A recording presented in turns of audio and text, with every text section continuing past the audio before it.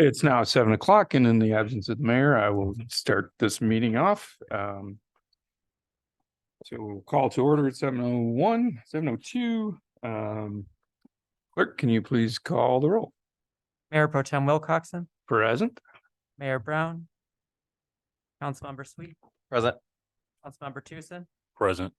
Councilmember D Simmons, Councilmember J Simmons, Councilmember King. Present. With 4 members present and 3 absent, we have 4. And we now have the mayor present. I'll allow her to settle in while we take a moment of silence and say the Pledge of Allegiance.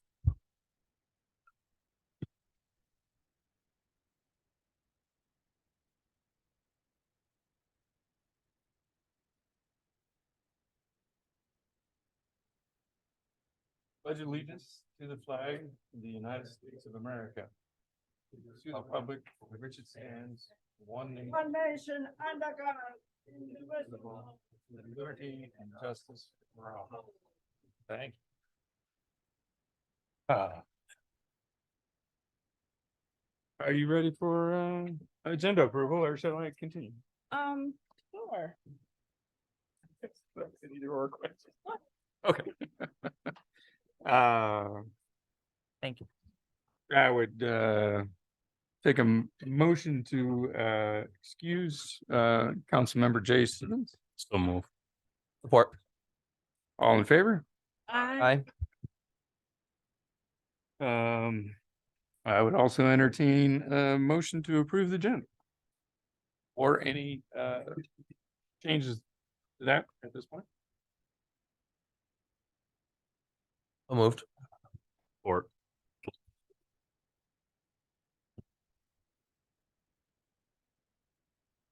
that a roll call? Nope. Voice vote. Voice vote. Thank you. All right. All in favor? Aye. Aye. Of all those opposed? Thank you. All right. Sorry. Good evening, everyone. Pardon my tardiness. This is the opportunity, our first opportunity for public comment. So you'll have 3 minutes to address council. And if you can come up to the podium, state your name and your residence, if you feel so comfortable, we would gladly appreciate it. And I will start with those signed up on the list. Phil Donovan. Good evening.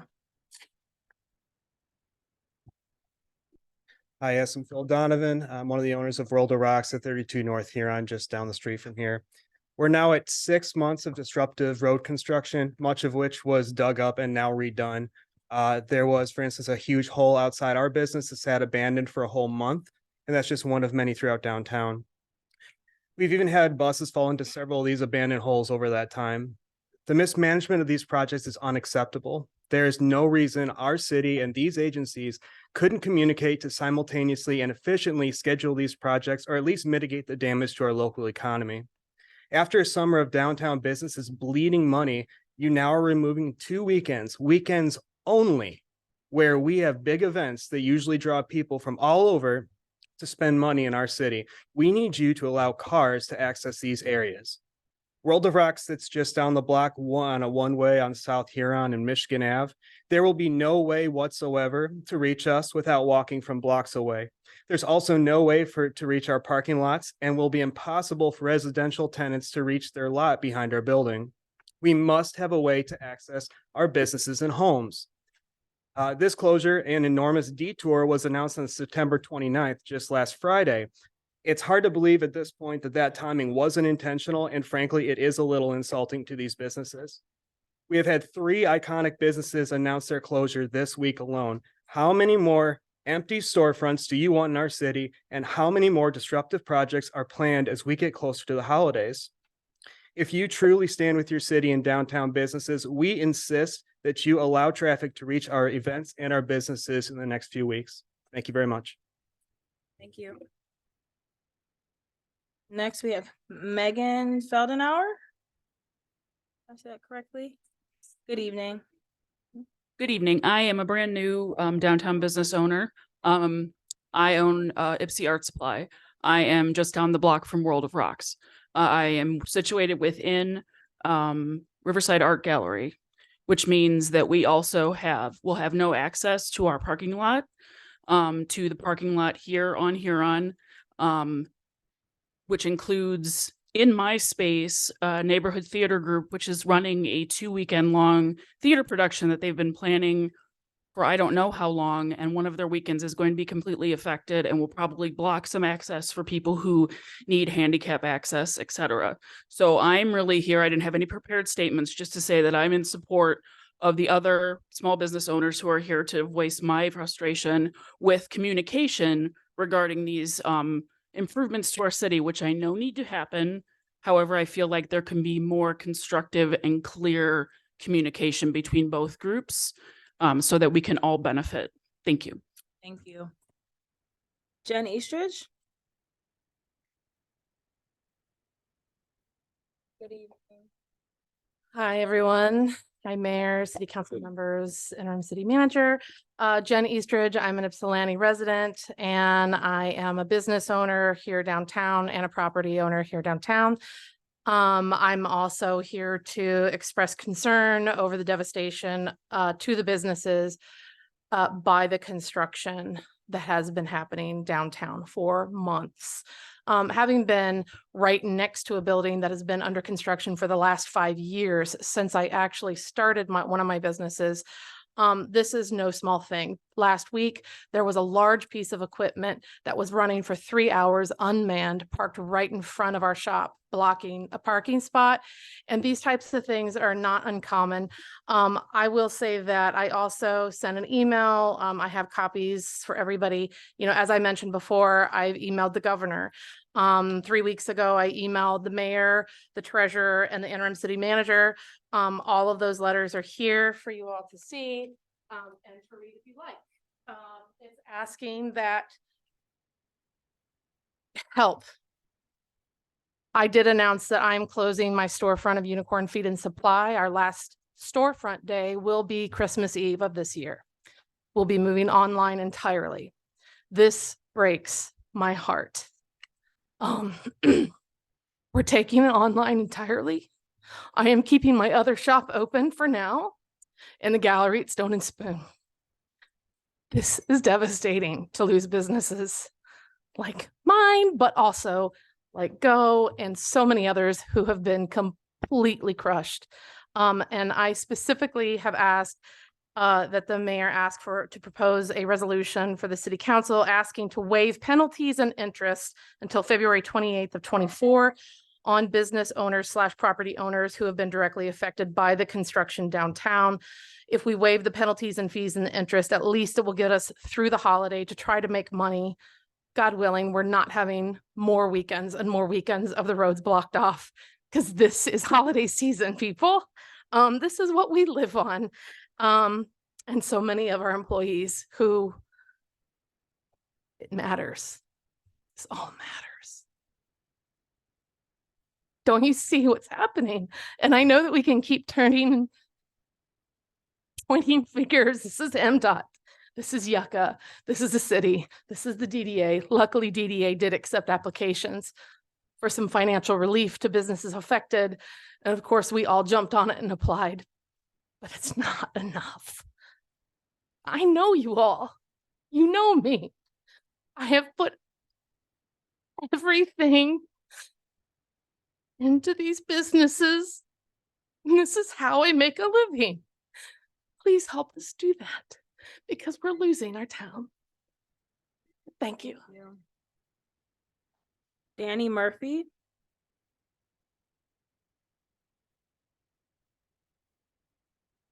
Good evening. Hello. I probably won't need all 3 minutes. I'm mainly here just to stand in solidarity with Jen, who is a friend. I have lots of business owner friends in the area, and I've watched them all sort of come apart and lose everything they've put into the city, and feel like the passion and the drive and everything they care about is being taken away by just poor management. Beyond the business owners being upset and losing what they love, my kids are losing their 2 favorite spots in downtown Ypsi. My daughter loves Unicorn Feed and Supply, and our whole family has a tradition of going and checking out the new flavor at Go Ice Cream. So when both of those go down at the same time, it does feel like someone just kind of ripped the heart out of downtown Ipsy. And I know that these are complicated issues and there's no one solution and everyone is here trying, but it feels like there's got to be something we can do better, even if it's just responding to an email that someone sends you when they're losing their business and they're looking for help. Thanks. Thank you. FW Stanton. Good evening. Stanton, I reside at 19 South Grove Street, Ypsilanti, Michigan. I'm a homeowner, taxpayer. And I truly love Ypsilanti. As far as the construction goes, I'm gonna make a comment about that. Just in case nobody knows, Bill Clinton wrote the DDA law damn near 3 years ago or something. We're finally getting the wheelchair access from that law. So there's definitely a management problem around here. But my main concern this evening is the Water Street. And I see that the environmental people have been down there. You cut down a lot of trees and whatnot back there, which could be good, could be bad. You know, we don't want a fire, whatever. But I'm worried about our four-legged residents. You know, a buck was in my backyard because you're destroying their environment. There are deer that live back there. And I don't know if the Department of Wildlife or whatever they call that is DNR or whatever it is, has been called to help those animals or to find them a new home, or but you push them out of their home, you know, and they end up in my backyard. I don't know how they cross the street, but they did. And it's very disruptive, and we have to consider the environmental impact on what we do. And with that, I'll yield my time. Thank you. Thank you. Sigrid Melvin. Sigrid, yes, ma'am. Good evening. Well, this is quite a subject, but most of us are tired to live in the condition we condition in right now. Because we cannot handle this and live with it because there's no future in this. I live with 170 seniors at the high rise. Nobody comes to help us. Well, I take that back. They did come. The building department came and finally inspected the building, because they're supposed to do that job every 2 years. And it's been 5 years. So they finally showed up because I opened my big mouth. Now, we have this advertising. It says, connect your home internet for free. Well, those people came last week and told me that I no longer have to pay Comcast. It's free. But the next day, Julie will call you, and Julie is going to tell you it's only because $5 a month. But you have to get a credit check, and we need your social security number to get your credit. I told her I'm 80 years old. I do not have any credit. And besides, I've seen it easier earlier on computer that if you do sign up for the $5, it's a $500 penalty if you don't do this. If another time you don't do this. So basically, I got ripped off. I went to the police department, chief, and complained this is a scam, because what they did call disconnected my phone. And I got on the computer and contacted track phone. And for 1 hour, they tried to connect my phone and activate it again, but it never happened. So this is a scam big time. And it started in our building and all over. And I want the police chief to investigate it and stop that, because seniors or anybody else cannot afford that scam that ties you up for the end of eternity to get the penalty. Plus,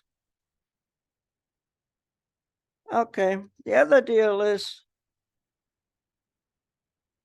oh, my neighbors are leaving the building in droves. Thank you, Ms. Melvin. Your time is What up. it means is they basically being evicted, except if you live in a federal building, you cannot be evicted. But there are people moving into the building that makes your life miserable. They made my life miserable last year.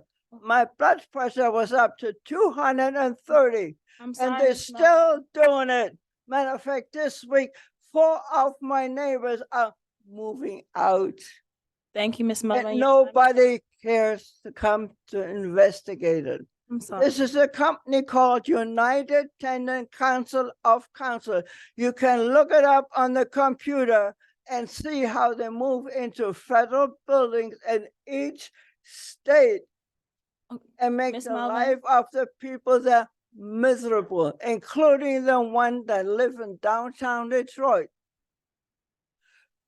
Mary Sheffield from the city council changed the eviction laws. Joanne Watson, that passed away 2 weeks ago, helped change it. But the mayor of Detroit, Mr. Dugan, doesn't want to sign the new ordinance or progress. We have Ms. people Melvin. that live in federal Ms. Melvin. buildings. The federal law says you cannot be evicted. Thank you But for these sharing. people found a way around to make your life miserable, like they did my life last May. I'm sorry. Thank you, Ms. Melvin. No, don't. I want to get the stuff done right so we can get back to living, especially in our city. Plus, somebody put the bricks back in the sidewalk. We're a 200-year-old centennial city, and we want our bricks back in our sidewalk. We don't want cement. Those Thank are you. our bricks that belong to our city and that make us look like an old city. I grew up in a city that was. Ms. built Melvin, in the I'm year sorry. Your time is up. Your 900 time has years been up. ago. I'm They went to sorry. all kinds of wars, and when I go back, my hometown looks the same as when I was a kid. Oh, thank you. Thank you. Brian Geringer.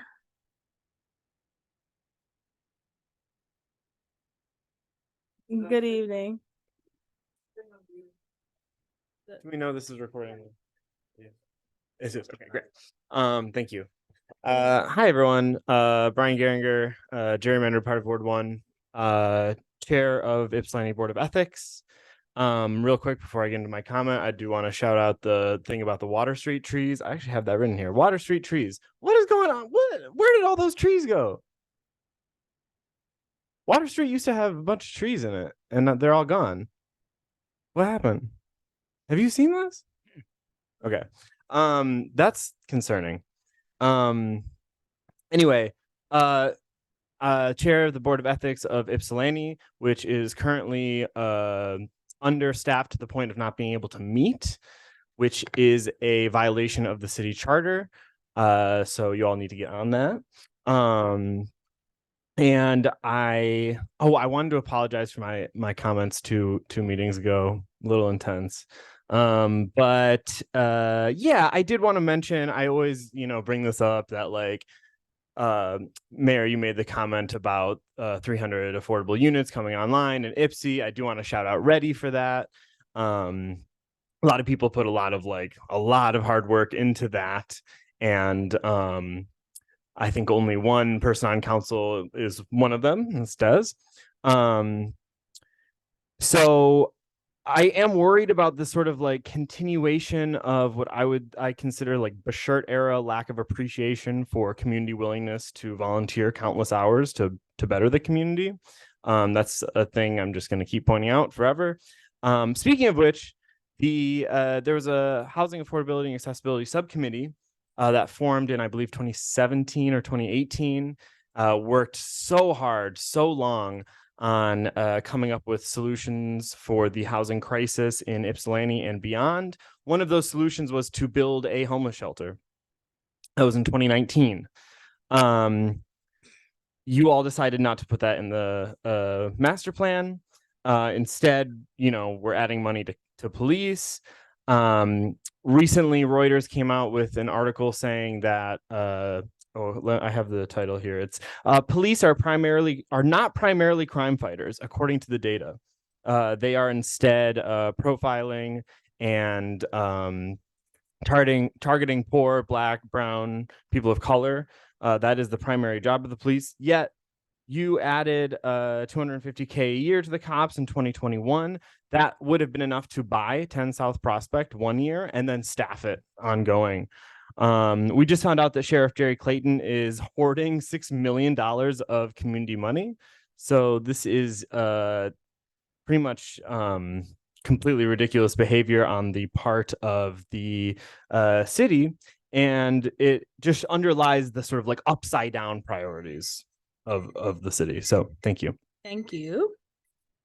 If there's anyone that was not signed up on the list who would like to give comment to council, please raise your hand. Oh, please come. I can't see who that is. Good evening.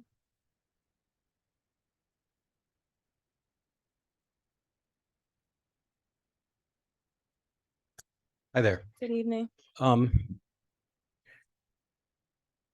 beginning of my freshman year in college, I was in an architecture program, and it begins right there as a freshman. And one of my colleagues was building a wire sculpture that he was going to use as the response to his assignment. He was building it, unbeknownst to him, on a brand new floor, wood floor. And he's soldering and doing what he's doing, and he's burning the wood floor in the process. And the architecture professor walks up behind him, who we didn't know was also responsible for building that floor. And he says to him something profound. What if what you make is less than what you build? Excuse me. What if what you make is less than what you destroy? A very profound comment for an architect. And I think it's something that is valuable for other professions to think of as well. My name is Chuck Boltman. I'm an architect. I work here in Ypsilanti. I have my own practice. I'm also co-owner of the Newton, which is at 220 South Huron. What I'm hearing and reading about the businesses in town begs that question. What if what you make is less than what you destroy? We are building a community here, and we need to pay attention to the way we do it. As an architect, I can tell you there are 3 components to every project, and I have been involved with giant projects and small projects. There's an owner, a builder, and a designer. Every time you're in one of those camps. City council is the owner. It's your land. You set the tone for the project all day, every day. The contractor is going to throw their weight around, and you need to push back. Doesn't matter when you start pushing back. You need to push back. When the contractors destroyed the historic fabric in front of the Newton by driving over it, the sidewalks that have been there for 100 years, the city did not support my efforts to replace it with the same material. It's historic fabric in a historic district in front of a historic structure. My argument is still correct, but today it is concrete. That's unfortunate. But it's only a sidewalk. Now we're talking about businesses closing. What if what you make is less than what you destroy? That is what you need to think about. You're the owner. Please take that responsibility seriously. Thank you. Is there anyone else who would like to address council in the room? Is there anyone online? Clerk? Anyone on Zoom who'd like to speak, please press the raise hand button. We'll start with Holly. Good evening. Hi, can you hear me? We can hear you, but it's fairly quiet. Okay, I will try to yell into my laptop. My name is Holly Schoenfield. I am the festival director for the Holy Bones Festival that is taking place this weekend. And I think you are all very well aware of the curveball that has been thrown at us. And it's absolutely heartbreaking to be here. I'm thankful that I'm not in the room because I would be crying hearing one of my role models in the city, Jen, talk about the impact it's had on her. But you're well aware of all of this. What I am failing to understand, you have no control over what MDOT does, but you have control over the way you communicate it to the community. You have control over putting up better signage to lead to downtown businesses when these things happen. You have control to make sure that the sidewalks are very clearly marked for people who need mobility aids to get through the city. It is impossible to go through downtown. Every year I make a map trying to encourage the visitors to our event, which is usually 2,500 attendees strong, to explore our city beyond the few hours that they are at our festival. I can't do that this year because I don't know if they can make it downtown. I don't know what streets they can go to because everything is so unclear. It's not marked. So rather than just saying you need to do better, please consider taking the time this week in an emergency to get out as yourselves in the community and activate the connections you have to encourage them to be a tourist in their own city. These next 2 weekends, the businesses need it now more than ever. And I encourage you to try to activate anything you can in the way of signage. If you can do any programmable signage, leading people to get downtown in a more efficient manner. The detour that was proposed is a little bit of a mess. It's not going to get people downtown easily. We're expecting a lot of visitors from out of town. I have been marketing this event in Ferndale. I've been marketing this event in other areas of Michigan, and we want to show people the best Ypsilanti has to offer. And I can't do that without your help. Thank you. Thank you. Is there anyone else online? Next is Vicky McLaughlin. Good evening. Hello, can you hear me? Yes. Perfect. All right, my name is Vicky McLaughlin. I operate as the secretary for the Ypsilanti Enterprise Association, which is the association of businesses operating out of Ypsilanti. I wanted to make comments in solidarity with the other business owners that have spoken and with the residents who have expressed their feelings on the difficulties that have been faced this summer. It's been an extremely heartbreaking and difficult week to love a business in Ypsi, to own a business in Ypsi, to work for a business in Ypsi. And we were saying from the start of the summer, when these construction projects first started, that this was going to be the outcome, that we were going to lose valuable icons in this city. I also want to stand with Holly and ask that the folks in this room seated at that desk behind microphones activate their personal contacts and come out on the streets and help us drum up support for the events happening this weekend. Going into the holiday season, of course, that's the bread and butter for businesses in Ypsilanti. If we don't want to have an entire Michigan Avenue and its side streets full of vacant windows come next spring, we need to all be in this together. I do want to recognize Interim City Manager Andrew Halenga for speaking with me yesterday extensively via email. I do appreciate his timely response. And I would like to encourage the City Council to continue in his footsteps in being communicative with him and with us so that we can all create an Ypsi that we are proud of and that is vibrant and thriving. Thank you. Thank you. Are there more online here? If there's anybody else on Zoom who'd like to speak, press the raise hand button. Thank you. So I'll call out again if there's anyone in the audience physically who would like to speak to council who has not spoken already. Seeing none, then we will close public comment. So before I move on, Andrew, is it possible to just share kind of like a part of what you were telling us about the road construction and what we tried to do, at least when we found out that they were going to be closing the streets?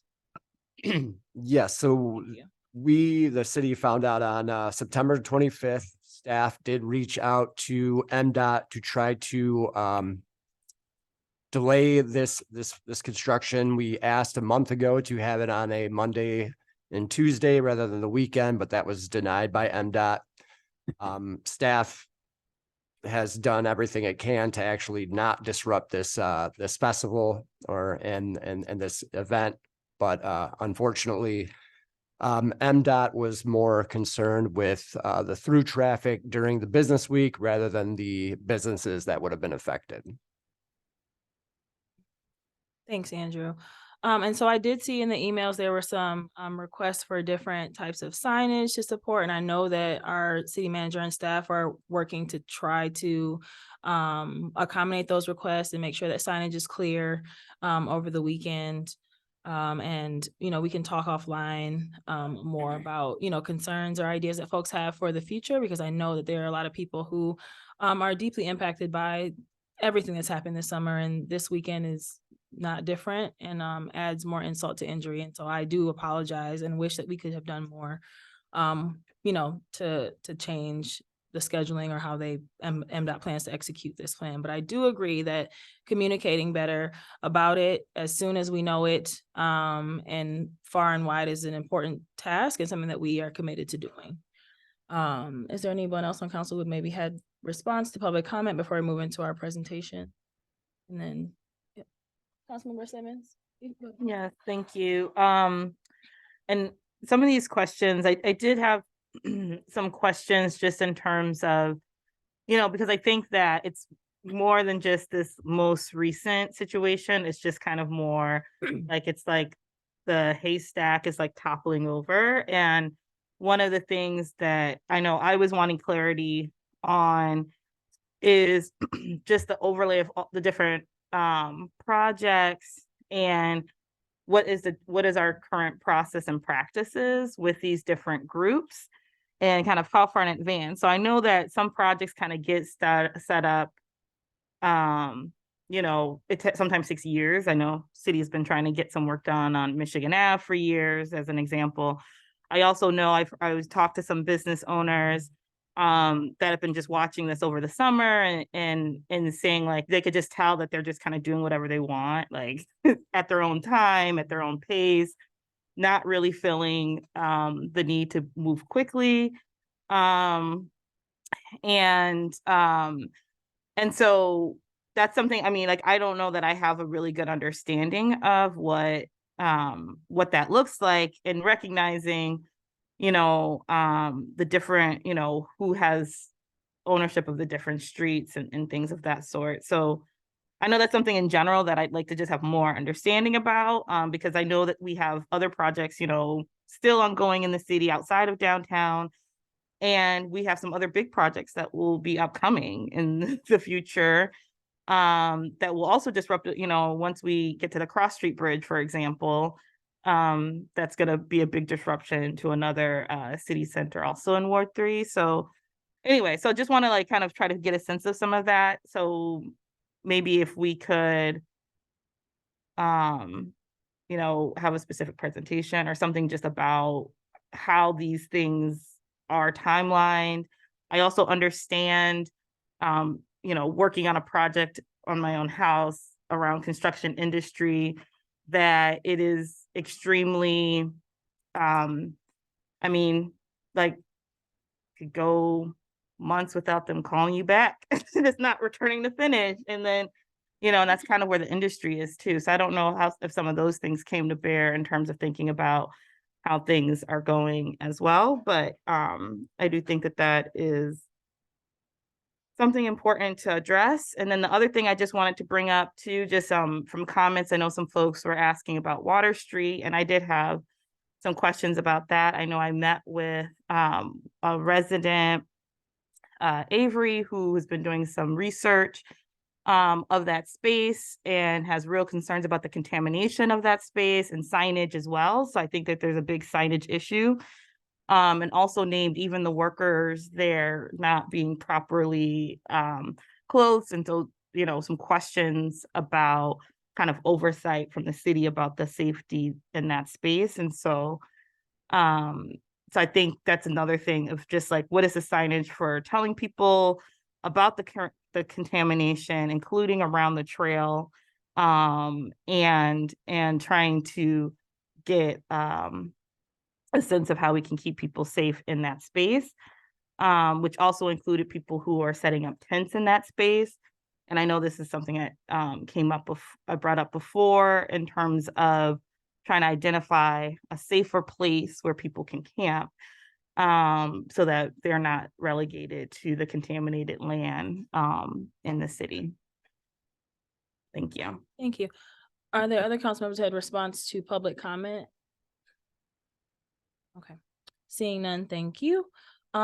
Next we will move to our year-end budget update presentation. Reagan, good evening.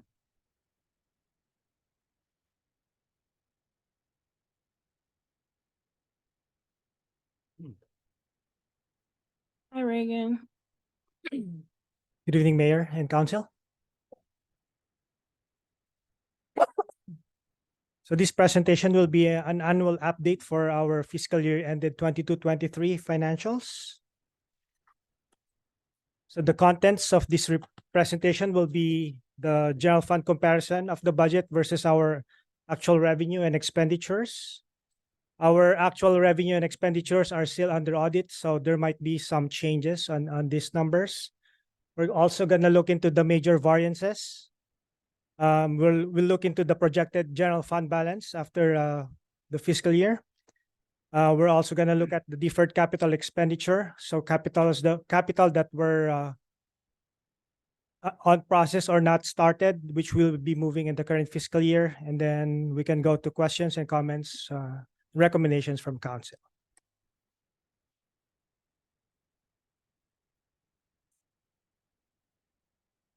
Next slide, please. So on this chart, we see that the council approved budget for fiscal year 22-23, we were projecting a $1.3 million surplus, but we did end up with a $3.3 million surplus or a positive variance of $1.9 million. Our revenues were $1 million higher than projected, and the city did spend $1 million less than our budgeted expenditures. So revenue projection was around 19 million, and the city did receive 20 million. Expenditure budget was at 17.7 million, and the city only spent 16.8 million. So the details of this variance will be on the next slide. So I've said on the previous slide, our revenue received was 1 million higher. And the reason for this one is that our state revenue sharing was higher by 492,000.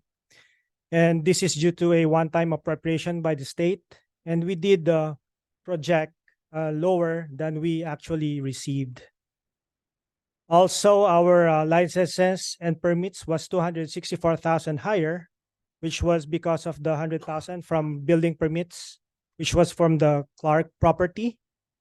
We're also higher in our certificate of compliance, 60,000, and 47,000 in heating permits. We also received 200,000 higher in our interest. And what we do is we do invest our surplus funds. And we did receive higher interest income due to higher interest yields on those investments. I'm sorry, can you cover what's included in the permits and licenses again? So on the permits and licenses included are, so we have building permits, our certificate of compliance, heating permits, those are the majority variants there, but let me see some other. We have business inspections, electrical permits, HDC applications, heating permits. So mostly on the building department. And on the expenditure, is that all? Any other questions? Sorry. We're good. No, I'm good. Thanks. Thank you. And then on the expenditure side, the city did spend $1 million less. And this was due to salaries and benefits due to vacancies in positions. So we still had some vacant positions in the police, fire, and then DPS. Also, we did spend 296,000 less on our operating expenses. This was due to our operating expenses, like some of our contractual service. We did spend less on our litigation expenses and also less on our professional development due to lesser employees. And next slide, please. So this is now our projected fund balance. So in fiscal year 22, we were starting off with a $10 million fund balance. After our operations for fiscal year 22-23, we did have a surplus of 3.3. That brings our fund balance back up to 13.3 million. But in this current fiscal year, we were projecting a $2.4 million shortfall, which brings back our fund balance by end of the year to around 10.8 million.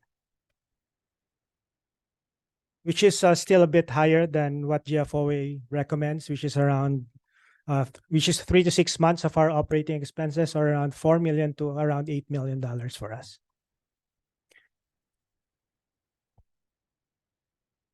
Deferred capital expenditure. So per our city charter, all appropriations shall lapse at the close of the fiscal year, except for our capital expenditures. So these are some of the capital that the council approved for fiscal year 22-23, but has not been started or completed and will be moved in this current fiscal year. So there is a fire vehicle that will be moved this fiscal year, 1 police vehicle, 3 environmental vehicles, which is around 776,000, a project in the YFD for parking lot, and the Frog Island improvement, 350,800.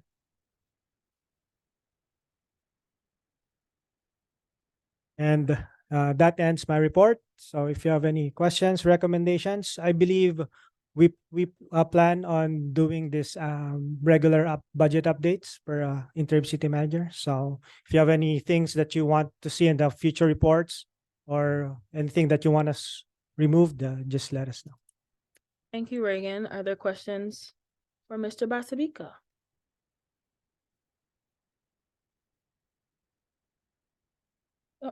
Mayor Pro Tem? Sir. So the deferred capital expenditures, these lapse, in the past, these have been resubmitted, or how does that?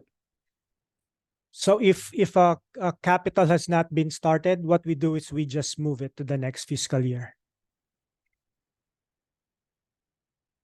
These 5 are capital, so if they are not complete or started, then they'll be moved into the next budget. Yes. Okay.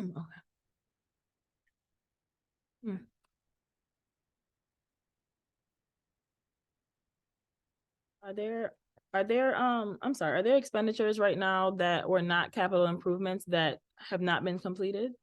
So for we did have like our operating expenses that we did not so all will lapse, and we'll just follow the council approved budget for the fiscal year. Thank you. Additional questions? Oh, Councilmember Simmons. Yeah, so well, I have a question just in terms of past practice of what, when we see these kinds of differences and thinking about how we can reallocate. Is there kind of a general process that council goes through for that? In terms of looking at things that we had in our goals or other things that were proposed that didn't make it into the budget based on our expectations?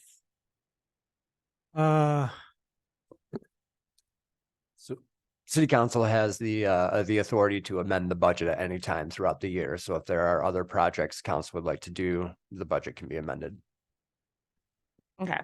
So that's just a general practice. So then, you know, that we can look to see things coming forward from that kind of through resolution. That is correct. Okay. Well, thank you. I'm really excited to see these kind of numbers, and also wanting to put folks' hearts at ease, that the city's not about to like fall off a cliff of bankruptcy, and also to think about ways that we can use the funds to support needs that are being expressed in the community. So that's definitely something I'm interested in thinking about, both in terms of some of the requests in terms of support for the businesses due to disruption, as well as some other things that we have proposed in the past. So I'll be bringing some things forward soon. Thank you. Thank you. Any other questions from council? Councilmember Sweet? Does this year end, did we receive the full funding from the state in regards to the fire protection? Yes. Last, we did? Yes. It's 800,000, right? Yes. But in our current budget, we still budgeted fiscal year, 50% for this current fiscal year. Any other questions for Reagan?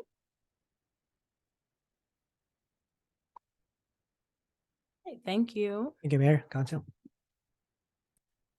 All right, we will move on to our consent agenda. Councilmember Tucson, you have that? Right.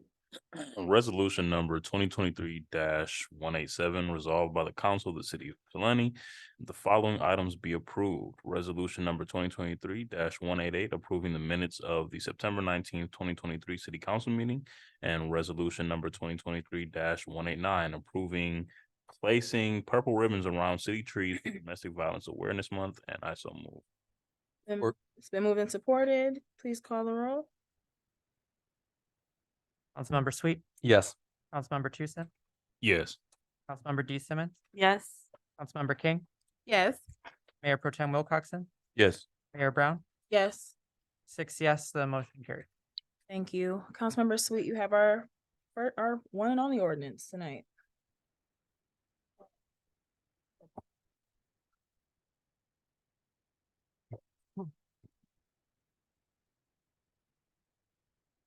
Resolution number 2023-190 resolved by the council of the city of Ypsilanti.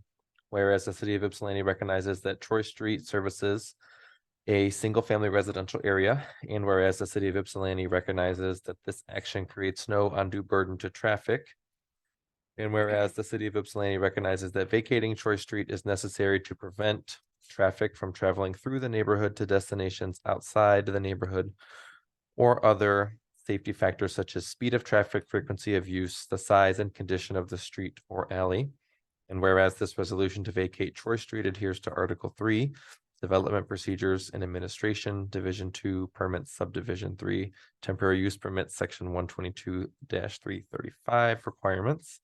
And whereas the city of Ypsilanti recognizes that the wishes and desires of the majority of the neighborhood are met by vacating Troy Street, therefore be it resolved an ordinance entitled Troy Street Right-of-Way Vacation be adopted on first reading. And I so move. Support. Been moved and supported. Is there any presentation on this before we open the public hearing from anyone? We've city planner Holly Andrews is here. Hi, Holly. Good evening. Hey, everybody. Nice to see you all. It's nice to be here. Yeah, I did work on this presentation report and presented it to Planning Commission, who did, after deliberating, decide to recommend vacating, mainly because the road is somewhat being used as a private road now. And there's been this longstanding difficult situation, a lot of conflict amongst the neighbors. And perhaps this is something that should be decided by the district court. So hopefully, if it makes it through city council, it will make it to district court, and there will be some resolution for these folks who have been living in conflict for so long. All right, thank you. So what we'll do is we'll open the public hearing and then we may have you back for a question. Sure. All right, if there's anyone in the audience who would like to address council on this subject, please raise your hand.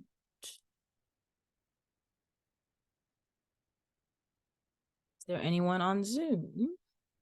Anyone on Zoom would like to speak on this issue, please press raise hand button. All right, seeing none, Councilmember Sweet, you have the resolution to close the public hearing. You gave it away. Yep. Thank you. Resolved by the council of the city of Ypsilanti that the public hearing to consider an ordinance titled Troy Street right-of-way vacation be officially closed, and I so moved. Been moved and supported. Any discussion? Please call the, go ahead. Yeah, so just I have a quite a few things actually to say and some questions. Oh, wait, sorry. That was to close the public hearing and then we get to that part. Oh, I thought that had already Okay, happened. yep. Sorry. So, okay, can you call the roll, please? Close the public hearing. Councilmember D Simmons, Yes. Councilmember King, Yes. Mayor Pro Tem Wilcoxen, Yes. Mayor Brown, Yes. Councilmember Sweet, Yes. Councilmember Tucson. Yes. Motion carries with 6 yes and 1 absent. Thank you. All right, the public hearing is closed. You may ask your questions now. Thank No you. problem. So I want to say a couple of things. One is just to say that earlier today, Councilmember King and I spent a fair amount of time in this space, getting bitten up by mosquitoes, checking out the location, we talked to 3 different property owners, 2 that are on Forest as well as 1 on Homes, to get a better understanding about the situation, both in terms of what's been going on and what it is that folks would like to see in that space. And so that definitely will inform a lot of my comments. One question I have, which I couldn't tell from the materials, and so I might have overlooked it, but one, I was trying to get a sense for the city, like what is the benefit to us to kind of vacate the space? This seemed like the most beneficial thing would be being able to earn taxes on this space, but I couldn't get a sense of even what that might look like how much tax revenue we could even expect. So do we have a sense of what that could look like?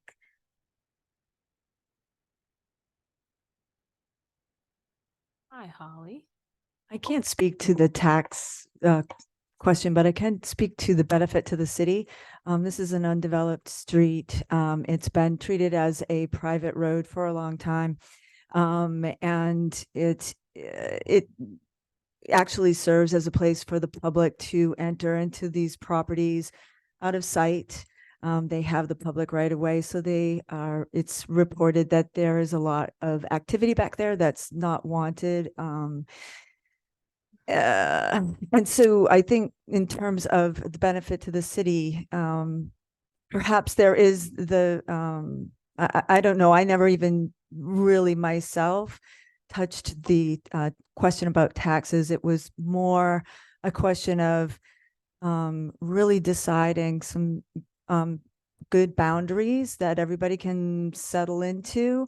They're taking care of that road themselves anyway. It'll never be developed. And, it just seems like by creating a private road that everybody has an access to, and private easement access to those parcels, it'll keep unwanted activity out of there. And hopefully they'll be able to coexist. Thank you. So just a couple of things that came up out of those. Listen, you had a response to that as well. Sorry. I just wanted to I was just going to mention that this won't affect taxable value whatsoever. Okay. So thank you for that. So going into the space and kind of talking with folks, some things that I kind of took away from the conversations, and some questions I have in terms of the city just kind of making it clear that space should be able to be used by everyone in that space, which would mean removing the truck that is to the right of the property, as well as the fence, as well as planting kind of new plants there in order to create a barrier. So because in terms of thinking about the development, so there are some different parcels there that people could do in some ways.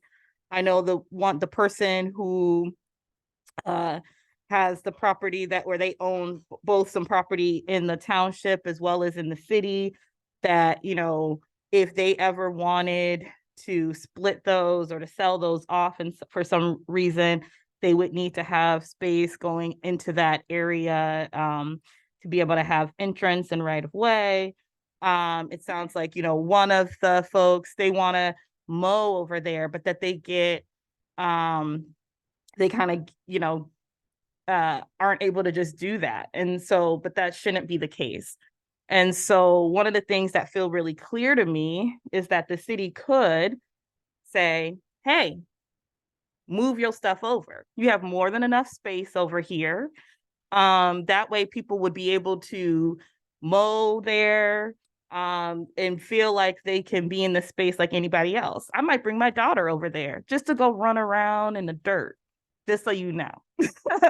Because that is what people have done. I've also talked to folks and learned that, going back some time, there used to be a walkway through there. People used to be able to have a sidewalk. And that was a connector both to this Adams school as well as going to homes, and that kids used to bike through there. And so to me, I wouldn't want to actually lose that possibility, because there could be some fun little things. I mean, kids like to play, and my neighborhood has a lot of kids, and I live cat a corner and down the street from this area. And so that was really interesting to me to learn too, that had been used in those ways. And it hasn't been for a number of years, I understand, but that doesn't mean it can't be again. And I think part of that is a changing of understanding of ownership. People need to know what is theirs and what is not theirs, and what is shared. And what is shared, I don't believe we should get rid of just because. I think we need to just set really clear boundaries. And if they were told by the city that they're able to use that space, everybody was told they could use that space. And so everybody should be able to use that space. They shouldn't have to be harassed for using it. They shouldn't have to have side eyes for using it. If I just want to go in that space, I should be able to go in that space. It's Just in response, throughout my years in working with different areas and green spaces, I find that green spaces in parks, if they're connected to uses and surrounded by uses, they remain safe. There are eyes on the street. Criminal activity doesn't happen.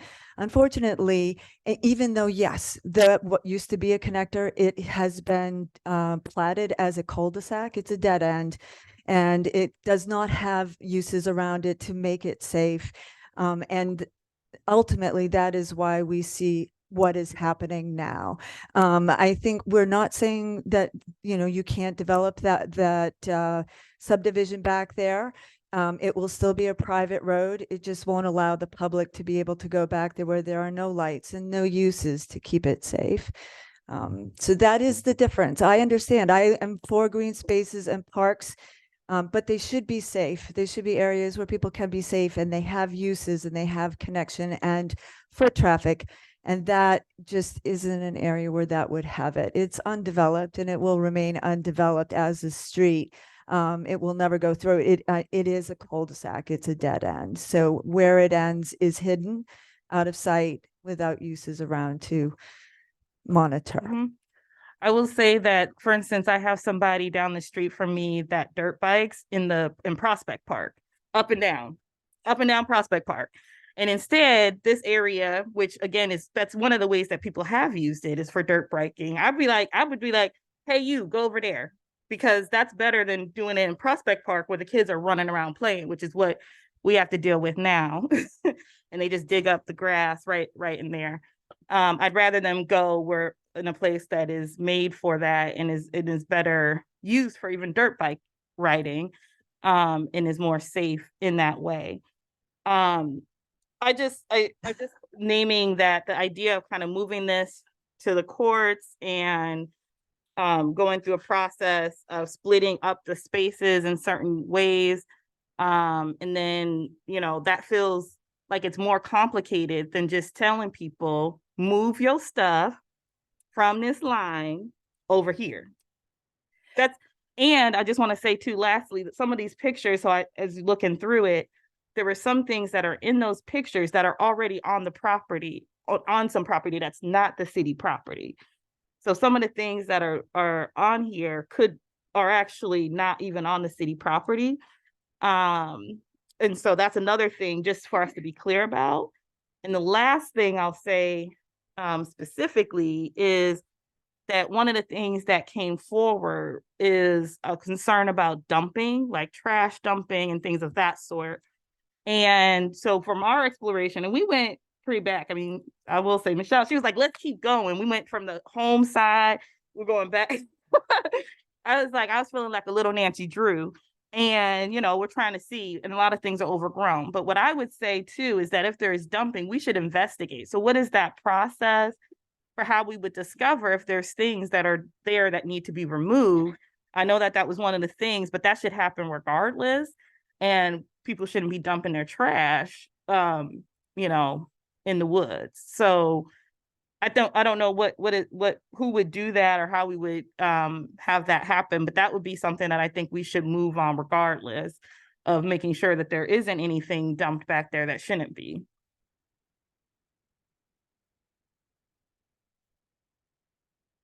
And I absolutely agree with everything Desiree has said. Being out there, I think it will be a long and hard process to go through the courts when, if the city owns it, we're not going to gain anything by going through this process, right? Andrew, you said it's not going to change the taxable value. Yeah, that would be very unlikely.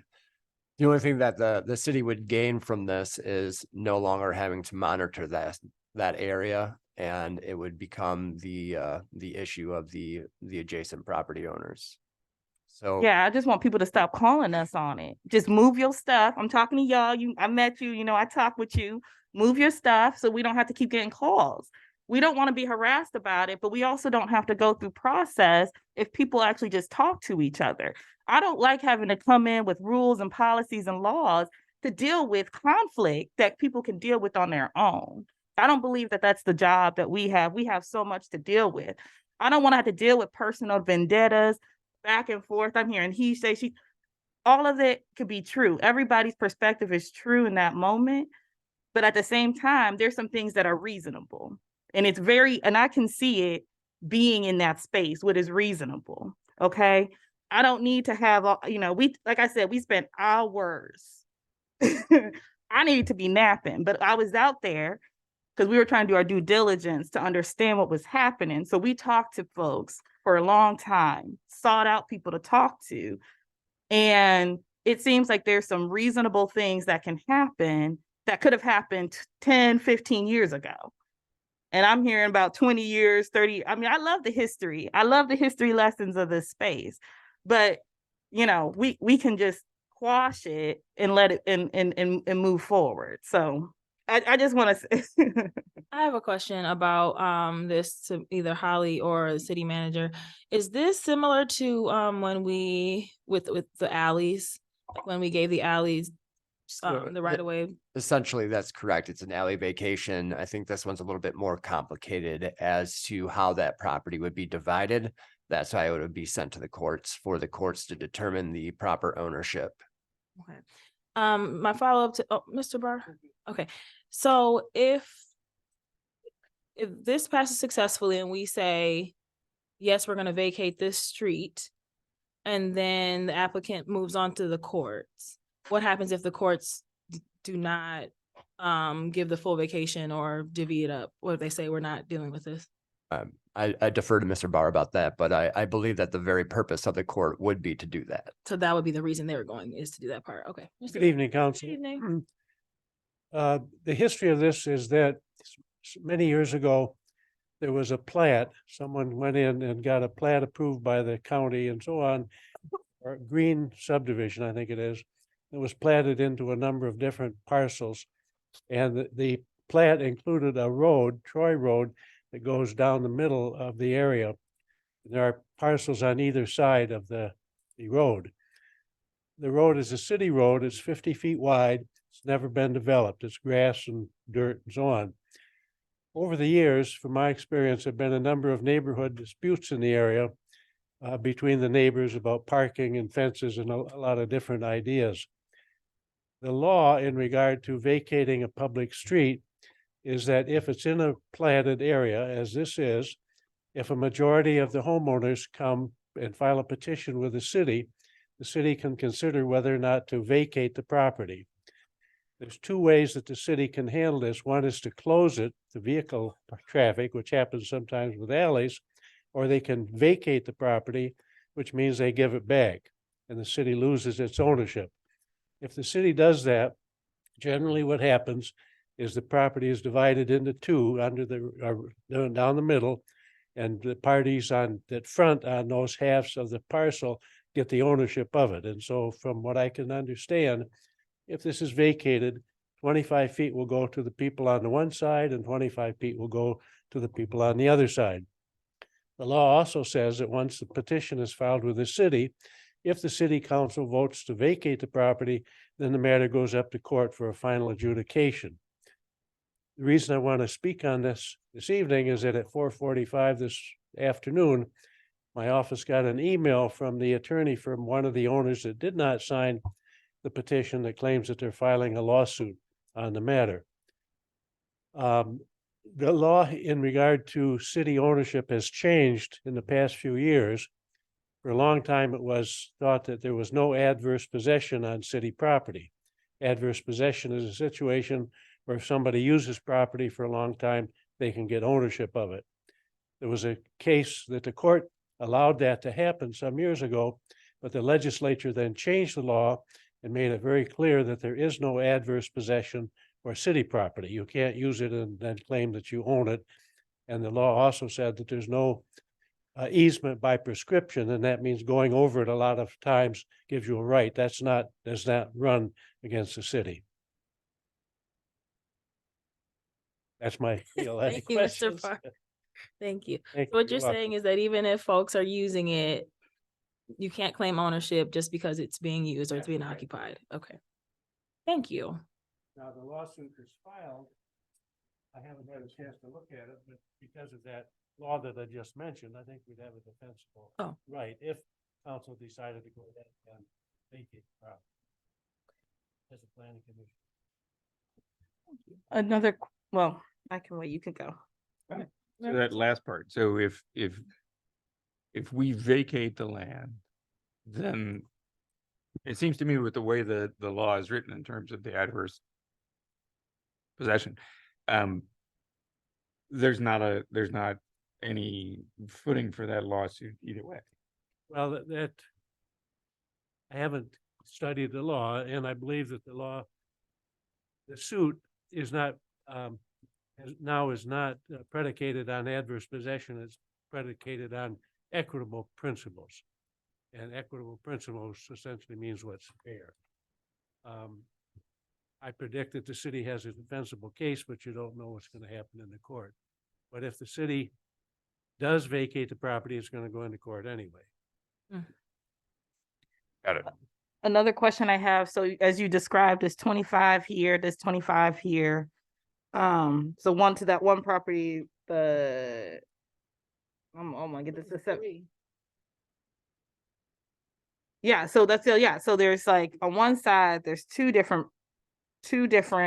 property owners.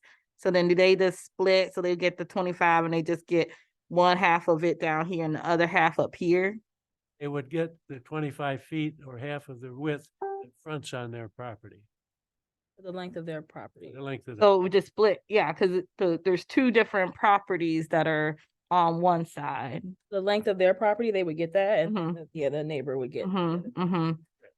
And just to say too, because like thinking about, so the folks that signed, so we talked to one of the folks that didn't, one of the folks that did on Forest, and the other one that did on Homes, who kind of made clear that she kind of was responding just mainly in solidarity with others, doesn't think that it will impact her property.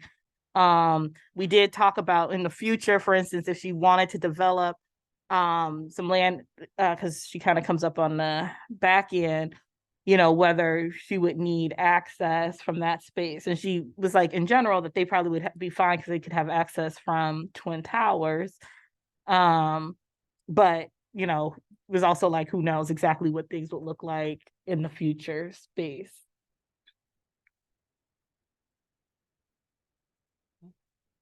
Further, Mayor Pro Tem? Oh, yeah, lots. I was in planning commission when this came up, and the both sides were very much more vocal at that meeting than they are tonight. And it struck me as exactly as Councilmember Simmons put it, is like somebody has obstructed a city street and claimed ownership and made life difficult for the other people who wanted to access that. You know, the person who owns 713 East Forest also owns 703 Troy Street. So they have continuous frontage on that property. The person who owns 715 Forest does not own 706 Troy, and that has to be, that belongs to the people over on Twin Towers. And so it seems like they would have to, in order to get access to that side of their property, which was part of their complaint, is that they would have to have an easement from the person on 715 that would own out to the middle of that. So that's an issue. The claim that this is going to solve this dispute that's been happening for 20 some years, I don't see it happen. You know, the things that are going on here are happening because of the people involved, and, you know, having this be what it is. As far as the dumping goes, I understand historically there were people dumping that didn't live anywhere around there. Right now, the complaints from the people on the east side of the property is that the people on the west side of the property are the ones doing the dumping and, you know, causing damage to their fence and things like that. Same person who put up the fence in the middle of the thing and is denying them access to their property. There was a complaint that, you know, when the police were called for this, the police sided with the owners of 713. So I bring that to the chief, who doesn't seem to be here at the moment. He stepped out. So to me, that was problematic. That's an issue for the officer that responded, who berated the other landowners, and that's unconscionable. That's unjustifiable. But at the same time, it just goes back to what Desiree said earlier. You got your stuff on a public property, and you're trying to deny other people from being there. To me, this is a simple enforcement. Get your stuff out of the way, right? And if that were the case, you people wouldn't have an argument, right?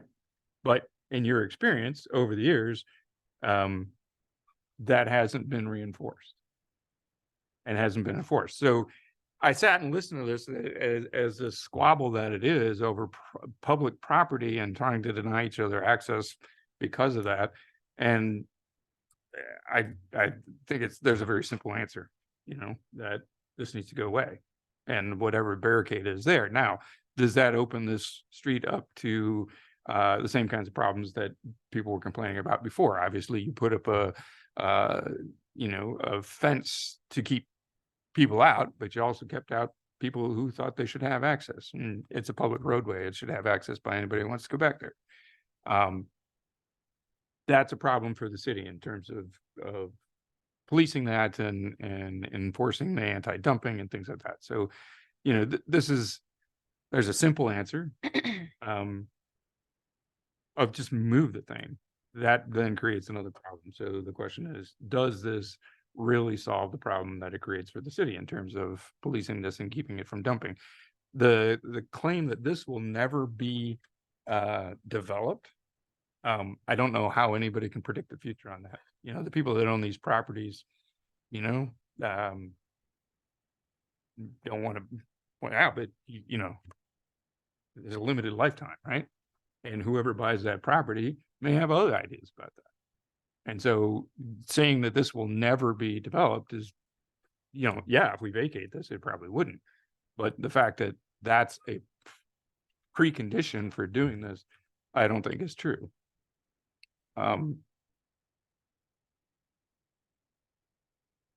Thank you, Mr. Barr, for clearing up the 25-25. That's how I thought this would come out.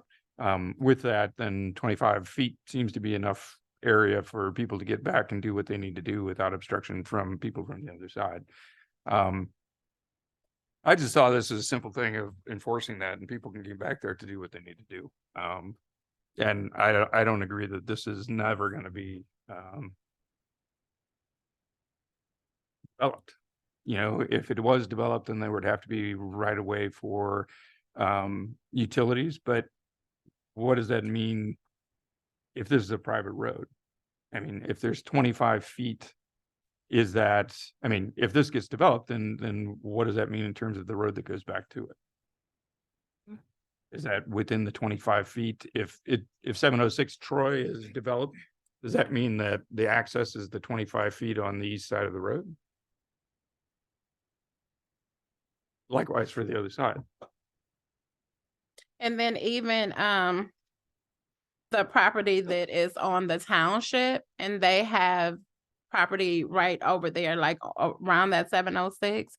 Like, would that mean the 713 gets half, the 715 gets half?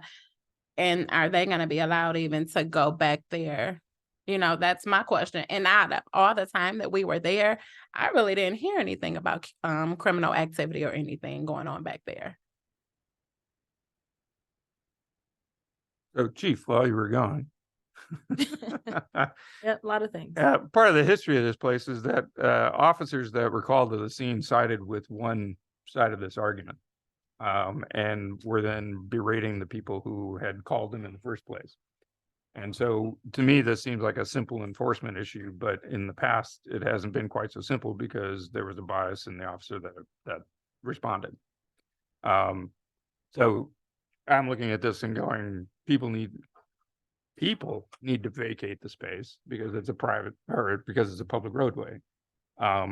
So what does that look like in terms of there's a call out and one of your officers goes to that?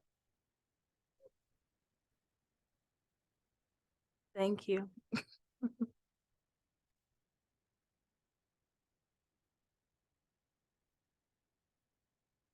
Good evening. Good evening, everyone. How's everybody doing tonight? Good. So if I'm understanding this correctly, we have a public space with a group of individuals occupying that space, and then we get a complaint from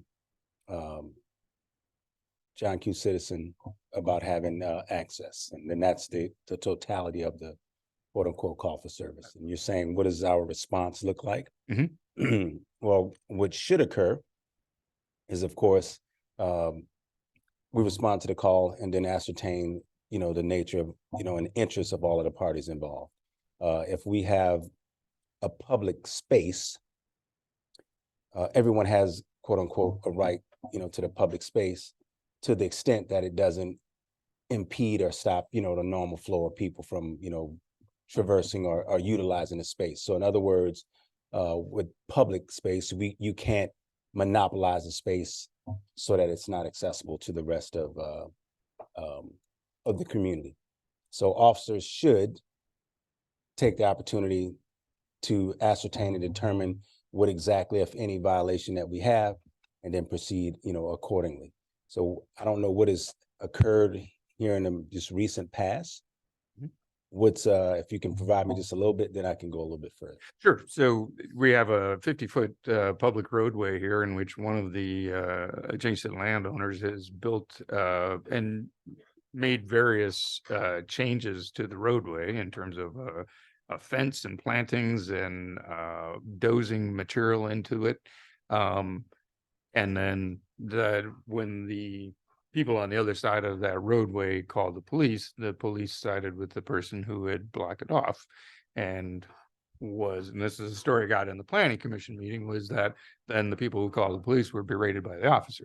And I don't know how long ago this was, when the last time this occurred, but I just, well, hey, that's just wrong. Yeah, that doesn't. That's wrong behavior by the police officer. So I don't know Right. where that came from, and it wasn't a name for that officer, and I don't even know if they're still around. But apparently, they know the owner that has obstructed the roadway, and so that is how that story came to us. Okay. So that's where we are. So, two things. One, I'd like to get some, if we can narrow down just dates or what have you, then I can do some research and see exactly what occurred. Now, getting that information that you just shared, just on the surface, it sounds like, illegal dumping, right? We can't impede a public right of way. Private citizen can't impede a public right of way. So we need to take enforcement in that right, and that could be through code enforcement, or another city ordinance or what have you. So there would be some enforceable ordinance pertaining to that, because we can't impede a public right of way like that. So I'd like to have an opportunity to see if I can, backtrack and look at body worn camera footage or any other available information pertaining to that calls for service, because that just doesn't sound, it doesn't sound completely, right. doesn't sound completely accurate. And from my officer's point of view, we should approach any scenario with a very neutral, approach. We're not here to take sides, either way, just to find out what is the correct thing to do. What do we, legally have an option to do? And that should be the approach. So it shouldn't be, siding with this person or that person because of, whatever perceived or whatever relationship, whatever that is. So if I can get just a little bit of information from that commission, then I can absolutely provide you a documented written, response to exactly what occurred. Fair enough? Fair enough. Thank you. Madam Mayor? Thank you. Are there additional questions? I guess I just want to say, and this is hearsay, like the dumping, we don't know. So I don't want to put it out like we know for a fact who did any dumping. I just want to clear that up. Thank you. This is the illegal dumping would also be very difficult to prove. And if the garbage or litter is on the city right of way, it's not enforceable. There's no one to cite for it. So the burden to the city, I get that. If this is vacated, then the burden to the city to maintain this and to monitor the illegal dumping that supposedly happened before the fence went down is something we have to deal with. What gives me pause for this, among many other things, is the statement that this is never going to be developed. And so if this is a private road, what does that mean in terms of developing those and putting houses on them in the future? I mean, if that is totally controlled by the private owners, and there's not enough room to do that, that impedes any development back there at all. There's also a question from the owner of 713 that any change to this, there's apparently a letter when this was platted saying that any changes to this would have to go through the owners of the green subdivision. So Mr. Barr, this was a legal question that came up in the planning commission. The people on the right side are not part of, or on the east side are not part of that plat, but the people on the left side or on the west side are. And so does that argument hold any? Well, if the street is vacated, the property goes only within the subdivision to the abutting owners. In other words, it doesn't go outside of the confines of the plat. Right. So the road came from the plat to the west. that was carved out of that eastern lot line, that 706 Troy was not part of that plat, as far as I can. I haven't examined that, Mayor Pro Tem.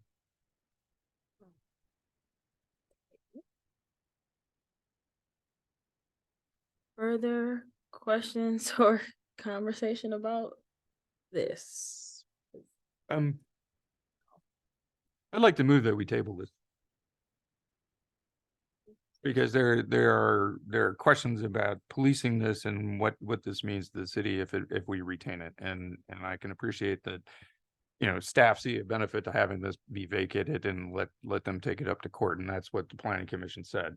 There was a lot of discussion at the planning commission that people were not clear. One of the members of the planning commission said, this is not at all a possibility anyway. And I take Mr. Barr's word on that, but he was a lawyer too. And he was arguing that this is not even possible. So I'd like to hear more about the lawsuit to figure out what that's about and why the city is being sued by this person. I'm sure it would go away if this was there, but this just seems like a very complicated solution to a very simple thing that hasn't been resolved for 20 years. So was that a motion to table? It was. Is there support? I'll support. All right. Do we need to table to a date certain or just it comes back at the next Motion to table, we'll just come back to the next meeting? Okay. Clerk, please call the roll. Councilmember Tucson, Yes. Councilmember D Simmons, Yes. Councilmember King, Yes. Mayor Pro Tem Wilcoxen, Yes. Mayor Brown, Yes. Councilmember Sweet. Yes. 6 yes, the motion table carries. Thank you. All right, Councilmember Sweet, you have our first resolution. Resolution number 2023-192, resolved by the council of the city of Ypsilanti, whereas the city of Ypsilanti has an interest in developing the property at 220 North Park Street, known as Dorsey Estates. Whereas the city of Ypsilanti has approved a community benefits agreement determining that 23 units of Dorsey Estates be affordable to households at 40 to 80% of the area and median income as defined by the U.S. Department of Housing and Urban Development, issued for Ann Arbor Metropolitan Statistical Area for the year 2023. And whereas the city of Ypsilanti intends to preserve affordability through the Affordable Housing Covenant and assign the city the right to enforce compliance with the covenant. Now therefore be it resolved that the city council of the city of Ypsilanti approve the Affordable Housing Covenant, and I so move. Support. The movement is supported. Good evening, Good Katie evening. Jones. Hello. Hello. How are you all? Good. So first, I would like to tell you all that we closed on Dorsey Estates this evening.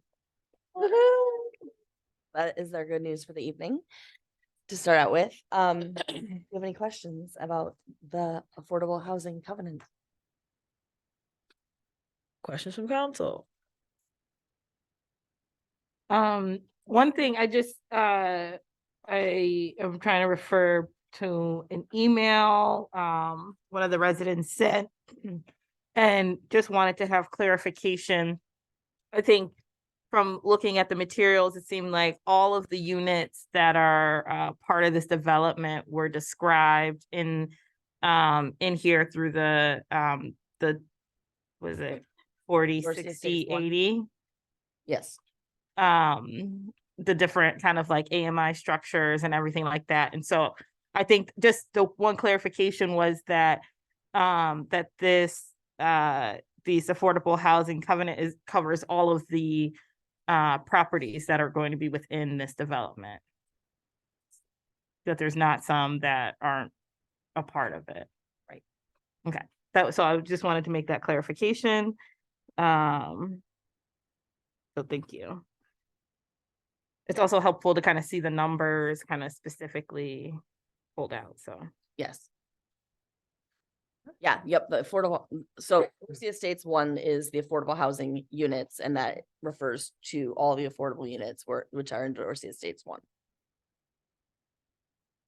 Which I believe was the question. Wait, Dorsey Estates 1? So there's Dorsey Estates 1 and there's Dorsey Estates 2. and Dorsey Estates 1 refers to all the affordable housing units. Okay, so so there are units that are part of Dorsey Estates that are then not, It will be market rate, yes. and they will be separated in some way, or is this just? No, I'm just saying that these ones refer to the affordable housing units. And then, so then how many units? So this, it cover, wait, let me There's 40, I believe there's 46 There's units. and 46 There's 46 units total and there's 23 affordable, and these are the one, so they're only separated by the fact that they're affordable and not in market rate. but they're kind of integrated together. Right, they're on the same property. So it's not like, so are you saying like, it's not a row and a row, for instance, they're all integrated in, but 23 of them are designated exactly. affordable and 23 are market rate, dispersed together within the community. Right, I can't tell you exactly how they're laid out. Hmm. I don't have that part memorized at the moment to tell you like how it's all laid out exactly, but yes, they're on the, yes, they're on the same property. They're not like segregated. Yeah, because that was another question, was that if there are these different pieces, whether they are separated in some way. I mean, they're separated in the sense that I know there are dollars going into different properties, like into the different, as they're being built differently, like not built differently. That was the wrong phrasing. But like the money is going in at different times and that kind of thing, because it's ARP dollars and county dollars and things like that. But no, it's Dorsey Estates 1 and Dorsey Estates 2, and that's just based on the affordability and the and the market rate housing. And then this, what we're doing today, this is, I just wanted to, is this like something new, or is this like just a continuation of a part of the process that we had to go through that needed to wait until close could happen, or things like It's a that? continuation. In fact, it's just stuff that's been working through the lawyers, and it's just, I think in fact, you've seen it again. You've seen it, and it's one of those ones that I think that it had just gone through the county lawyers, and so it had just gone through approval. Yeah. And in fact, there is a change under how do you say that one? Which one? Recitals? Recitals? Is that how you say it? Recitals? Is that how you say it? Sorry. Whereas the developer, that first paragraph and the second paragraph, it's a repeat. Redundant. The very first one, you can just, it's gonna be a crossed out. The second one, it's not identical, but it's the correct one. And it's, yes. Yep, okay. Like the 3.6 million is actually inserted. Okay, got it. It's updated. Yep. Additional questions from council, Mayor Pro Tem? I think I know the answer to the question, but I'll ask it anyway. Is it possible to redefine AMI to a more local area without jeopardizing funding to the project? It's not. That was okay, clear. We knew that answer. All right, it's a HUD standard. And Yeah. It's just not. But it's good for the It'd be good of the great. public, for people to hear that we can't just change it. You know. Additional questions or comments about this? Just giving a pause. All right, seeing none, clerk, please call the roll. Councilmember King, Yes. Mayor Pro Tem Wilcoxen, Yes. Mayor Brown, Yes. Councilmember Sweet, Yes. Councilmember Tucson, Yes. Councilmember D. Simmons, Yes. 6 yes, the motion carries. Thank you so much, Katie. Mayor Pro Tem Wilcoxen, you have our next resolution. Resolution number 2023-193, resolved by the council of the city of Ypsilanti, whereas the city of Ypsilanti has an interest in selling vacant properties and increasing the number of taxable properties within the city, whereas the city has a current property dispossession policy to sell vacant residential and commercial properties, and whereas the policy needed to be updated to be effectively implemented when there are multiple interested parties in a residential property, and the committee reviewing interest in commercial properties to properly reflect staff. Now therefore be it resolved, the city council of the city of Ypsilanti approve the updated property disposition policy of city-owned properties, and I so move. Support. Been moved and supported. Hello again, Katie. Hello. So I'm actually really excited to bring this one to you because it's one that I started Mhm. and am finishing with you guys. It's actually, I can talk about it.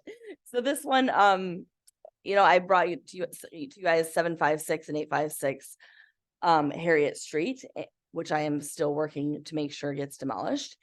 And so the side lot program and the residential lot program is for city-owned properties, and I want to make sure that it is a program that we can implement easily. And I was reading through it, and it had a lot of things that just wasn't easily implementable. And so you can see I struck through a lot of things, and the side lot program didn't make a whole lot of sense because we don't have a lot of properties that I guess that before we had a lot of properties that just weren't buildable, and so it didn't make sense, or it didn't make sense to have them be ones where houses could be built. But now most of the lots are ones we could build on now, and so we decided to get rid of that and make them where we could have them be principal residences as well. So we just got rid of the side lot program, and then we also did a lot of changes to not changes, but we changed some of the representation of the committee on staff. And then also the lottery system. So there's a lot of interest in 856 Harriet Street. In fact, I've taken several applications already. And so creating a system for when there's interest on one property, there wasn't a system. I'm not sure actually how that worked before. If there were multiple interests on one property, how staff would have decided who that property would have gone to. If it would have just been the first in the door. And so I felt like it needed a system for how that would work. And so a lottery system seemed like it would work best. So thoughts, feedback. Before we start, Mr. Barr, I talked to you, but about this property, I am interested in one of the properties. So how does that work with this conversation today? Then you should abstain and notify council as you have. Okay, thank you. Thank you. Councilmember Simmons? Yes, so I have just a couple of questions as we're looking at this. One is whether we could also have within the lottery even, but preference for either first-time owners, people looking to and preference for people currently living in the city. Council could add, we can. Yeah, we can. So, I mean, I guess I would just want to, I guess I would put that forward as amendments to this then would be to add preference for people who currently live in the city. And then also for people looking to acquire their first land owning. A motion? Yes. Support. So moved and supported. Mr. Bart, just question in terms of language for how that would need to look. Is there language that would be preferred for us to put those two stipulations in? As I understand the motion, it is to give preference to city residents. And I'm not sure what the other part was. First time homeowners or First time landowners? homeowners. Oh, so that's good? Oh, You could insert that into the policy. okay. Discussion on the amendment. Councilmember Sweet. Is the definition of homeowner, Yeah. if we're selling just land, how does that factor into it if it's just a parcel and not? Well, because it's the required, yeah, but I think the requirement is that it's supposed to be, I think 50% your primary residence. And so the expectation is that people are putting something on there in order to live in. So that's why I'm saying. Can I comment here? There's an if in this clause on page 1 of this, it's 76 of the packet. It says purchaser agrees if the property is to be developed, it will be maintained. And one of the amendments I was going to make is remove the if, because the whole point of this is getting people to build on these properties and not letting them sit there and just pay taxes on undeveloped land. So if I could make a. But we have an amendment on the floor, so. Right, so can that be added as a amendment, or do I have to wait till this and go from there? I'll wait and go from there. But to clarify that point, that's the intent. Okay. So you're saying, can you add just taking out the if? I'll wait because it's a different part of. Yeah, it's okay. Thank you very much. Thank you. All right, if there's no further discussion on the current amendment on the floor, clerk, please call the roll on the amendment. Councilmember D Simmons, Yes. Councilmember King, And just to be clear, should I abstain? Abstain. Mayor Pro Tem Wilcoxen, Yes. Mayor Brown, Yes. Councilmember Sweet, Yes. Councilmember Tucson. Yes. 5 yes, 1 abstain and 1 absent. The amendment carries. Thank you. Mayor Pro Tem. I would like to make an amendment that on page 1, under section D, residential properties, that the paragraph that says parcels may be sold to any interested party, meeting the following conditions, the purchaser agrees that, and remove the word if, that the property is to be developed. Support. Move and support. Any discussion on this potential amendment? Oh, city manager. My one question is, there should be some type of clawback if they are unable to develop the property, then does it return to the city or what happens? Good question. Thank you. I can't be a part of the conversation, right? So I wouldn't. Councilmember Sweet. And then when do we need to put something in there with a timeline as to when it Like how is long developed? That can could it be, They could they're just gonna say, develop it in 20 years, so develop it next year, you know what I mean? Like, when are you, "Oh, if it's not developed within an X time frame, I then feel like that would have to say something about a time frame. any suggestions? Isn't that in the next paragraph? Should the purchaser fail to meet these requirements, the city could reclaim the property. Within the first year. Oh, it does. Oh, say there it that. is. Within the Is that first the year. next So it's there. Is that? I mean, not that it would necessarily be built out in 1 year. But That's, it could, but the city has the ability Part of to Yeah. claim it, right? so maybe we can put somewhere clear. I mean, because I think it's unrealistic that you're gonna build from nothing to something in a year necessarily, but maybe they. So should the purchaser fail to meet these requirements, the city could reclaim the property within the first year. Right. So the could means at our discretion. If we see they're making like actual progress, then we wouldn't do that. But if they're not, then we could come back together and make the decision to do that. Right. Mr. Barr? This is a technical issue, and I think it would be best not to make the language from the podium, but perhaps send this back and let the staff work on it. Tell staff what you want, and then they'll bring some well thought out language. So, okay. Mm-hmm.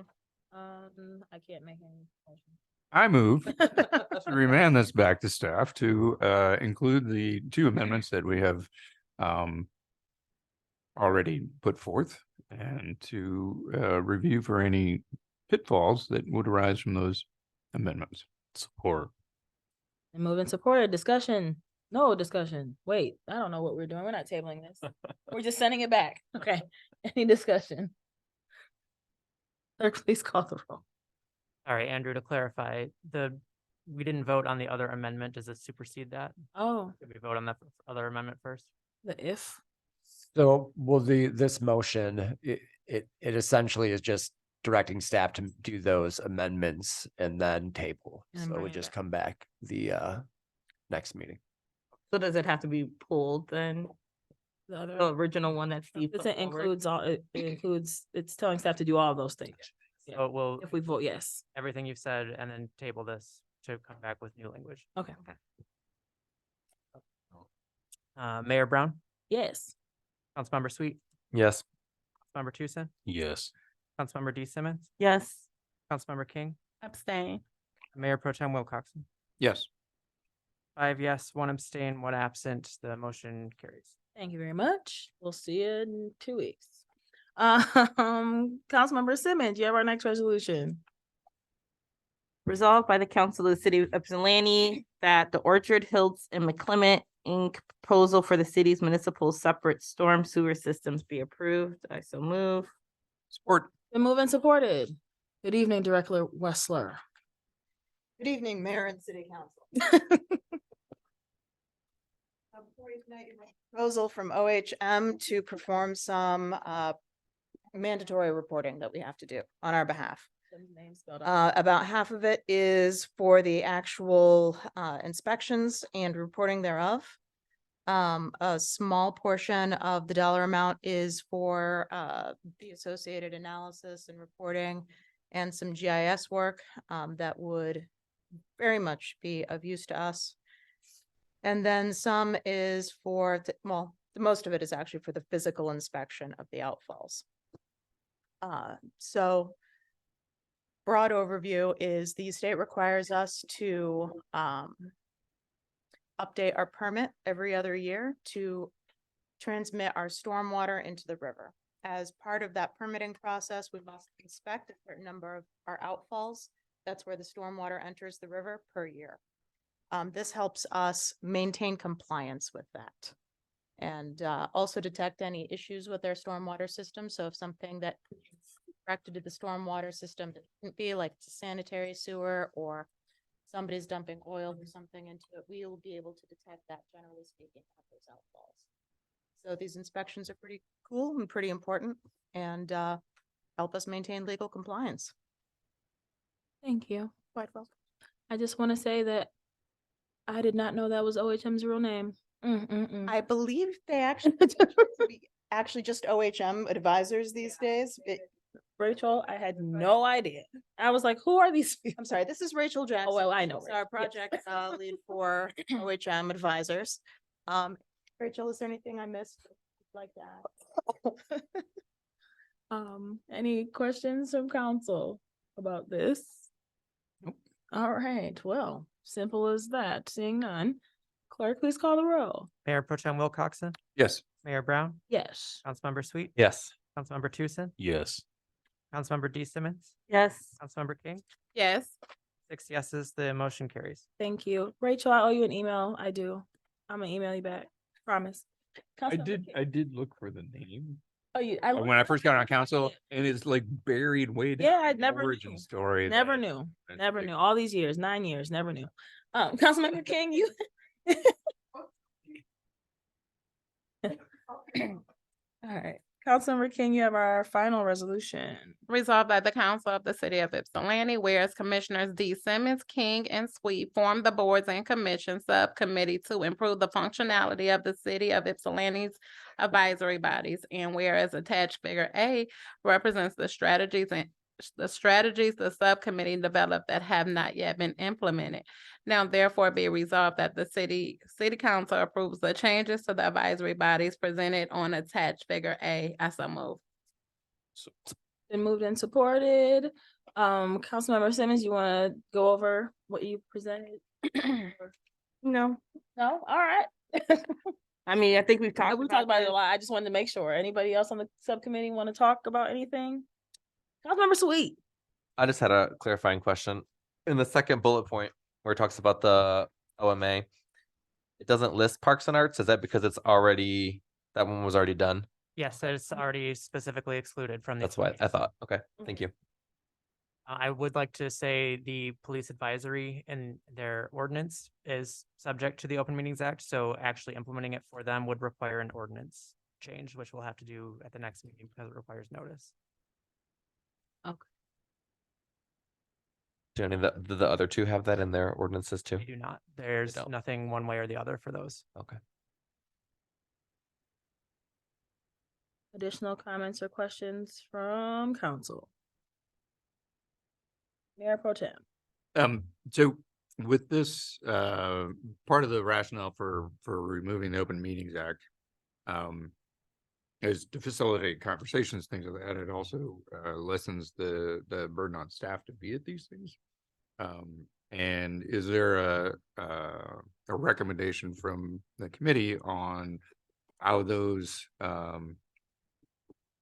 commissions should record their minutes and make that information available to the public? Good question. Councilmember Sweet. Well, I can speak to one of those because we had this conversation in our first Parks and Arts meeting. Parks and Recreation for years had a secretary that took their own detailed minutes, so we're gonna continue with that. Since that commission is combining, there's two staff liaisons, so they're gonna actually rotate, so it will have. They'll still be attending, but it'll also free up their time. But we will have a dedicated commissioner that'll be taking minutes for that group, and I don't know what the other ones, but I think that would be a good process to continue with. Yeah, I mean, I think that when we talked about this in our subcommittee, we did talk about wanting to make sure that folks were still providing notes and things that could then be still shared and added. Although, and as it is now, I don't think that like the commission like meetings are recorded and posted on the website. They were, I thought. The meeting recordings are still maintained. There was a recent amendment that requires that we maintain all recordings for a year following the approval of the minutes. It's just not all of those make it onto our website. Yeah, because I was like, I know I had looked, so I wasn't sure. So anyhow, but I don't know whether we could put something in here to just say that, you know, while removing the Open Meetings Act, we're not removing the transparency of the bodies, and that minutes would still be posted to the city website. So I would just, you know, I would add that language in to make that clear. So that's something that we did talk about as a group. I believe that conversation, the only thing essentially that would be removed by removing the Open Meetings Act is the issue that many commissions were seeing with quorum, as well as being able to meet virtually. So I believe everything else included in the Open Meetings Act was desired to be maintained except for those things. Mm-hmm. Okay. So in terms of in the Parks Commission, and I remember this, that there was a secretary. Yep. Do we need to implement that and come up with guidelines for those people to take the minutes? So, for instance, we moved from having every discussion item and all of our comments put into the minutes a number of years ago to just the votes. And instructing, I mean, this can happen after the fact in terms of having a guideline for the person who's supposed to be taking those notes as to what is the essential information, what is the helpful additional information. Well, again, we could adhere to the Open Meetings Act for the design of minutes, and essentially minutes are just the time it started, the time it ended, those present, and actions taken. All right. Further discussion from council? Seeing none. Clerk, please call the roll. Mayor Brown, Yes. Councilmember Sweet, Yes. Councilmember Tucson, Yes. Councilmember D Simmons, Yes. Councilmember King, Yes. Mayor Pro Tem Wilcox. Yes.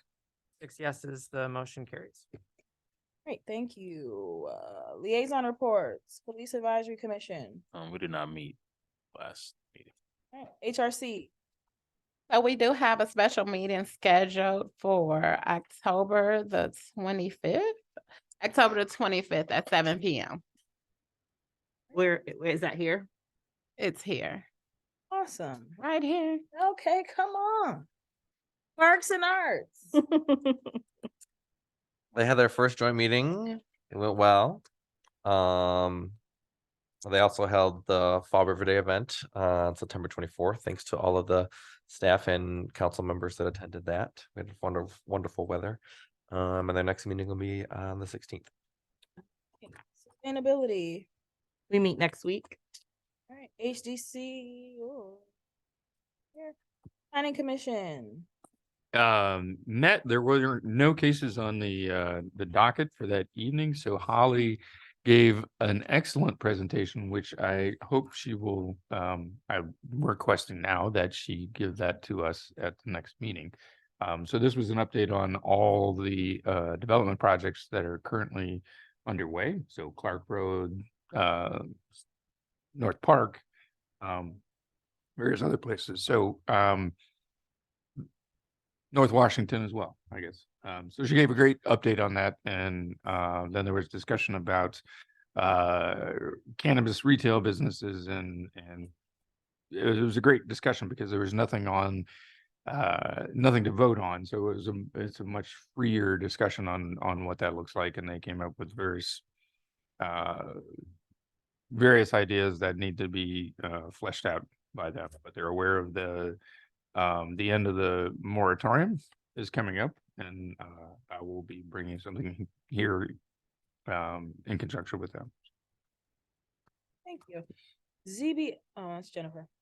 Okay, ZBA, if anything, SEMCOG, Nothing at this time. Watts. Is that Jennifer too? Oh, okay. Urban County, I just signed some stuff for Urban County. I think you have a meeting.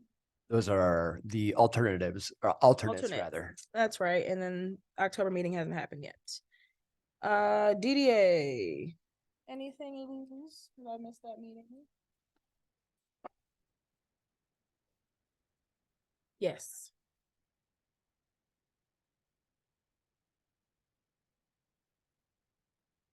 All right, business relief grants are going out. So I'm sorry, how much? I'm just trying to get a sense, because I know they said that wasn't enough, but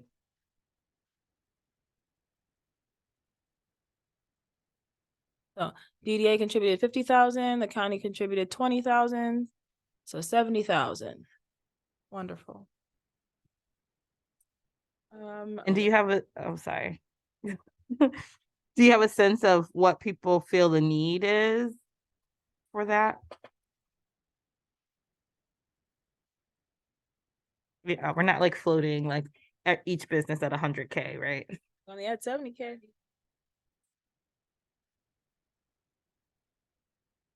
I'm sorry, what did,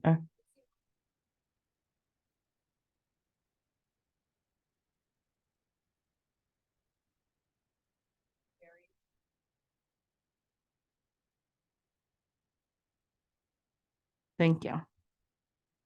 Rutherford Pool, They haven't met since the last time we talked. Bicentennial. There is a call out right now for items to be included in the time caps. On the Bicentennial Facebook page, there's a survey link. They're collecting feedback on. Oh, yes. I have to figure out what I want to put in. Mm-hmm. Council proposed business. I'll start on the other side this time. I started over here last time. Councilmember King. I don't have anything tonight. Thank you. Councilmember Simmons. All right. So I know I started to talk about this already. I just wanted to bring back up the questions around Water Street. So signage around toxicity of the space. How could we get some things up there? Signage around toxicity? Yes. Like the current, yes, of the site. The concern is also even of the trail area, that when looking at maps, which some people do, and as I've come clean about, it's not my forte. But also showing that even where the trail is, that there's lead underneath there. But then also within the property where they're testing for different things. So that there's a need for signage, which I would agree with. I mean, there used to be signage and things before the trails were reopened, as I remember. I can review that and let council know. Thank you. The other thing was around worker protections, and whether there's participation from the city at the site to make sure that the company that's doing the work there is keeping workers safe at the site. Staff really doesn't have the ability to monitor AKT Peerless. They are a company that's been doing this for quite some time. I believe they're monitoring their own safety and are required to provide their own insurance per their company. So I imagine they're meticulously safe. And then again, thinking about what are possibilities for thinking about spaces where people can relocate who are sleeping in that area.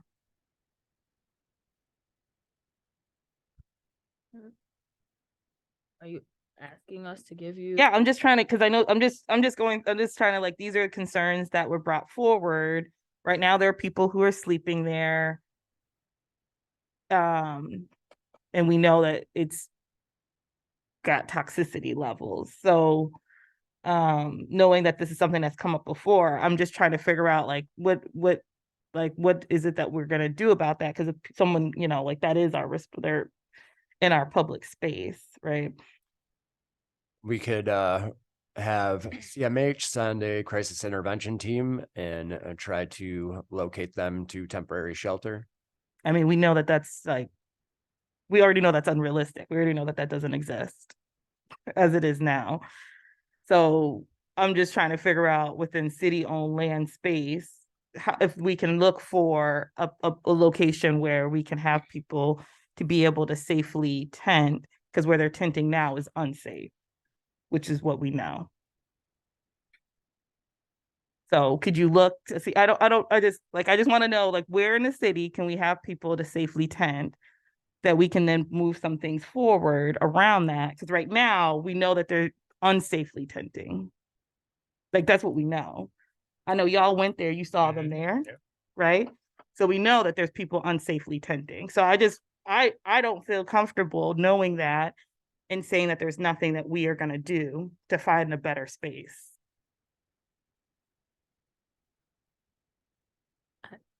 So do To that, I don't. so do know I have to say like, I don't know what vacant property we have that. I mean, we have a whole list of spaces that are, You mean the properties that were just on that list that, I mean, more than even those, right? We have more than those that are available, you know, for people to look at, but I'm talking about like a temporary space, but so if I want to look at some, do I have to go through the list and just propose it myself and come back with a resolution? I could do that. Just pick one. I was hoping to have like a little bit more input to understand like good locations to figure that out. But I mean, I could just put something forward and then we can have something to discuss off of it. I'm sorry, I don't know how to respond to what you're asking because I'm not saying that I want people to be unsafe, but I also, folks are voluntarily tenting there even after we have signed and asked that people don't because of contamination. I don't know how we tell people where to go per se, right? Because they may want, nobody wants to be anywhere that, well, I can't say nobody. Yeah, I think there's, I'm sure that there's choosing a location just based on needing a space. So I recognize there'd be more conversations with the folks living there, but if we aren't naming a safer space, then they're gonna just go where, you know, like where they feel they have access to, which includes that park. So I guess I'll just try to pull something together to like, you know, and to try to deal with this, because I feel like, you know, whatever, we're still just not dealing with it. So the other thing I wanted to bring up, so the other day, let me just make my note. There was a conversation around, I went to a rain garden project that was over by Grace Fellowship Church and We the People Opportunity Farm. And I had a chance to talk with resident Kate Levin and our water commissioner, Evan Pratt, around rain garden and ways that they could help and other ways to mitigate for flood and sewer. And one of the things that Evan said that's a big challenge in places in the city that have been flooding or having backups is that for a lot of them, they have their stormwater going into their sewage. So their stormwater is being processed same space where sewage is. And so as the stormwater is overcoming the system, it's then causing for backup. And so what a question I have is whether we already know where there is heavy flooding or where there's been issues of flooding. So I only know by like looking at Facebook, like a lot of it I know is in like Normal Park, College Heights, but I don't know if there's other parts of the city that also is having heavy flooding issues. And if this is a similar issue, because one of the things we talked about was ways that there's could get the neighbors together, that they could kind of come together to help mitigate some of the costs to make some of those changes to the way that their stormwater and sewage is set up, and also ways that they could do little rain garden projects that could be localized at the community level. And so, wanted to try to figure out if we need to be looking at other areas, and then if not, what those conversations look like for folks in Ward 2. So do we have a sense of where the flooding is happening most? I'm not aware that we have any combined sewers in the city of Ypsilanti. No, it's at the house hookup that. Right, so it's an illegal hookup. Well, it's, I mean, I don't know. I mean, it's just the way, apparently it's just a way that it used to happen where, so there's plenty of houses. It's not like, oh, just one. So the way he described it is that it's just that the rain, because, and if it was just typical like amounts, it has been fine. But now that there's increase in stormwater, that it's overtaxing then the system, and that was one of the ways that people were trying to deal with keeping, other things dry. I don't know. He had a lot of things to describe, and I was like, oh, that's interesting. But he also said this is a way that some of these issues can be dealt with, and that there's, so that there's a way to deal with it, to separate it. And there's ways that people were doing it together that can help mitigate costs, and that, they would be willing to also be able to come and talk to groups of people and things of that sort to figure this out. So I just wanted to try to figure out like how wide, if we know where the problem is greatest, so then we could try to address some of those areas specifically. Like, I don't know if there's areas in Ward 1 that flood, or there areas, I mean, I don't know. There's certainly areas in Ward 2 that flood. So in the last round, that was fairly heavily hit in College Heights because of low areas. But when I talked to the residents there was no, the issue with their sewage backup was not because of the improper connection of their storm drains into I think there was one person I talked to that had that, but certainly there's depressions in College Heights where everything flows to the bottom. It's just a soup bowl there. So there's probably 4 areas there that were flooded worse than other places. And actually the intersection that Councilmember Simmons lives at was the worst affected of all. And I think only one of those people had a particular issue that I know about, but there may be others. So if he's got something, I would love to have them come in and talk to us. Yeah. So I just was bringing that forward. He's, always a great wealth of information. And if there's ways that we can just help people connect with resources, then I think that's great. We had we've been having lots of great events. Just one weekend I went from UMS at the Freight House to Totally Awesome Fest around the city, floating on the river. So just big ups to all of our recreation happening. The other thing I wanted to bring up, so September 30th was the close for the youth mini grant program. And so I know myself, Councilmember King, and then is it you, Steve? Are you I couldn't remember whether it's you or Jennifer who's our third person for the mini grant. It's Councilmember Tucson, Councilmember Simmons, and Councilmember King. Oh, I thought it was one from each ward.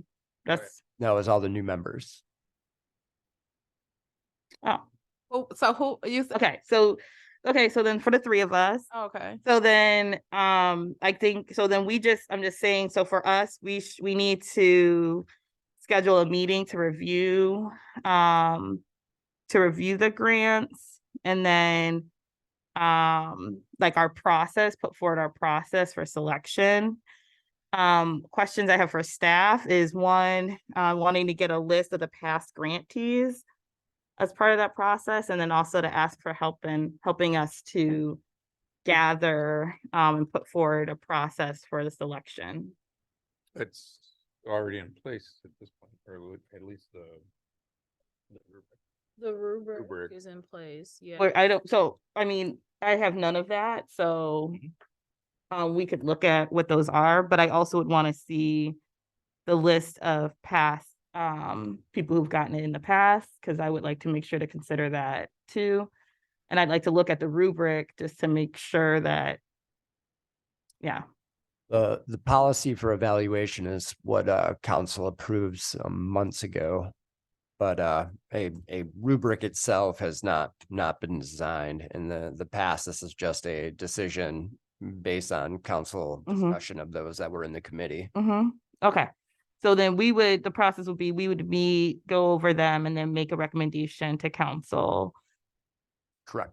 I think in the policy, there is the Yeah, statement, there's the question. previous yes. awardees cannot be awarded again within a certain period of time. I don't know if But then where do we see, how would we know what who they are? Right. no, they have to give you give you who they are, but That's not a difficult list to produce.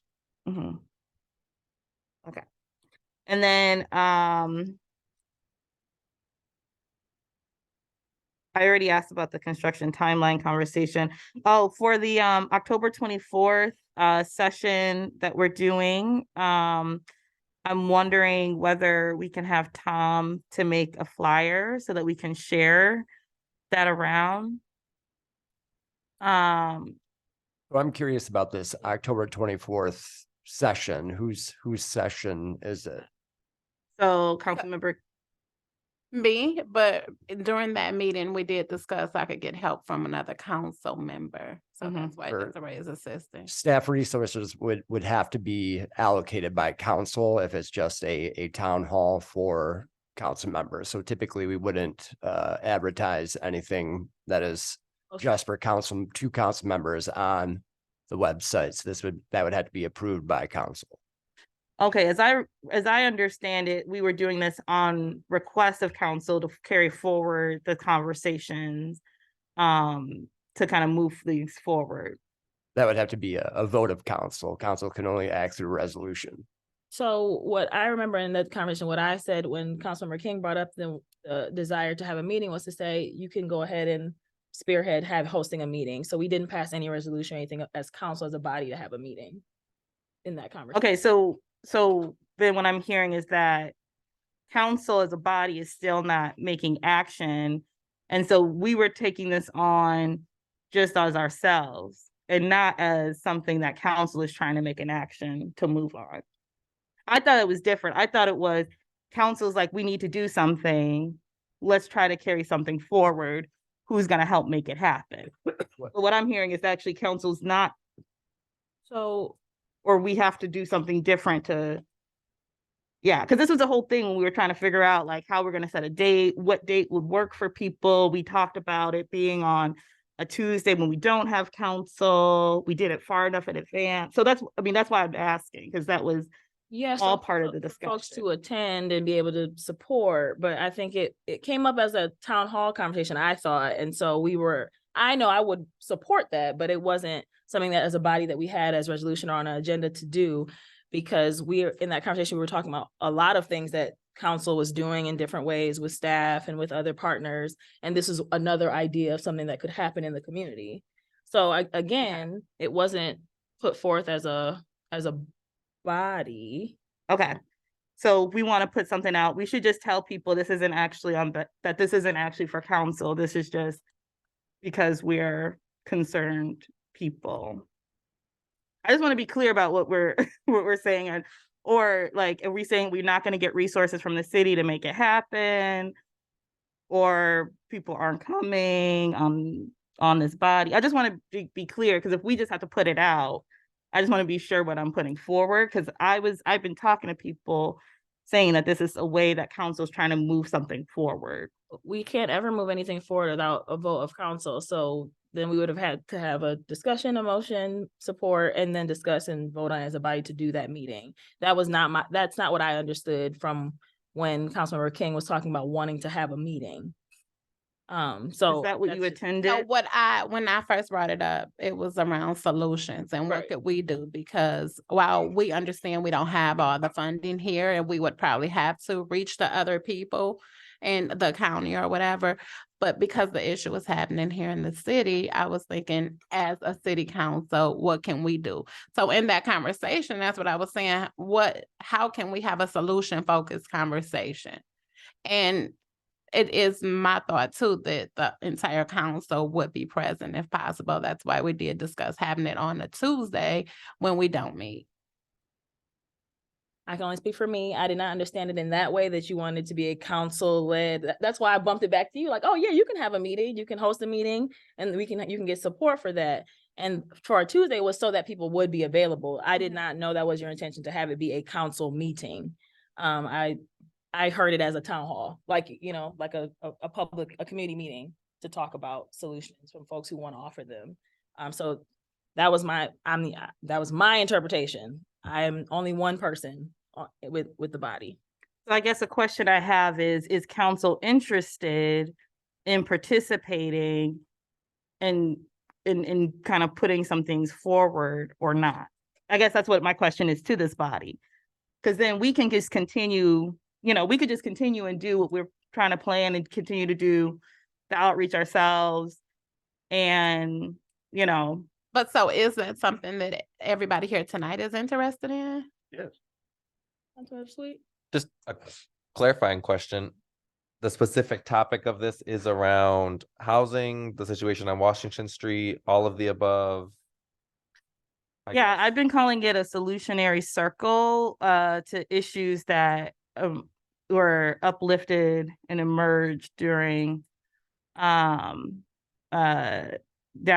over the summer in downtown, which includes housing, but it also includes drug use. It also includes how community responds to, catcalling and different things like that. It also includes, it could include some other things too that kind of have come up over the discussions, both in the community meeting that was held at Growing Hope, as well as that came up during public comment here at council. I have a question about the meeting itself, maybe more logistical. If council were to take this up as a group, then it would be subject to the Open Meetings Act, and then it would be subject to Robert's rules to run the meeting. So then we wouldn't be able to have it back and forth with the audience.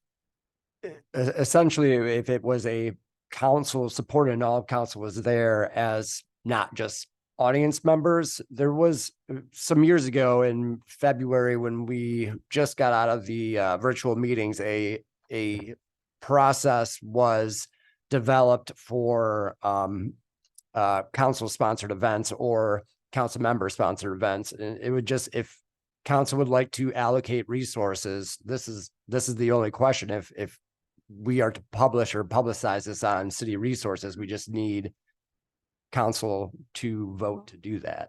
So that's just following the process that council approved back in February of 2021. And when we talked about this, we talked about it being like designed, kind of like a design charrette, which the city has also hosted those kinds of events, which are more like work session styles with the general community. And that's what I was going to ask, because when I brought it up, that's what I said, a work session, because in the past I heard the city council did do work sessions. So the work session versus the charrettes are different. Those are not, the charrettes have never been hosted by council. They're by staff and council will attend. And so that is a different format than saying a work session. A work session will look like this with an audience and we would be the ones talking and there would be public comment, but it wouldn't be like an open forum of conversation, if that makes sense. Which is, and that's what, I guess that's what I'm asking, because that's different than maybe what the outcome that we're looking for in this meeting that you all are talking about is not necessarily a work session, but more like a town hall based, like where folks can speak freely and have conversation with us, I would assume, right? Yeah. I would not entertain a town hall because the town halls that have been hosted by the city before, don't come to solutions. It comes to a one-way conversation in which it's not even a one-way conversation. It's people bringing ideas, much like the public comment here. It doesn't turn into a dialogue. I like the charrette much better. Right. And I'm willing to commit to some resources to do that and have that facilitated by somebody on staff or a consultant that we get from outside.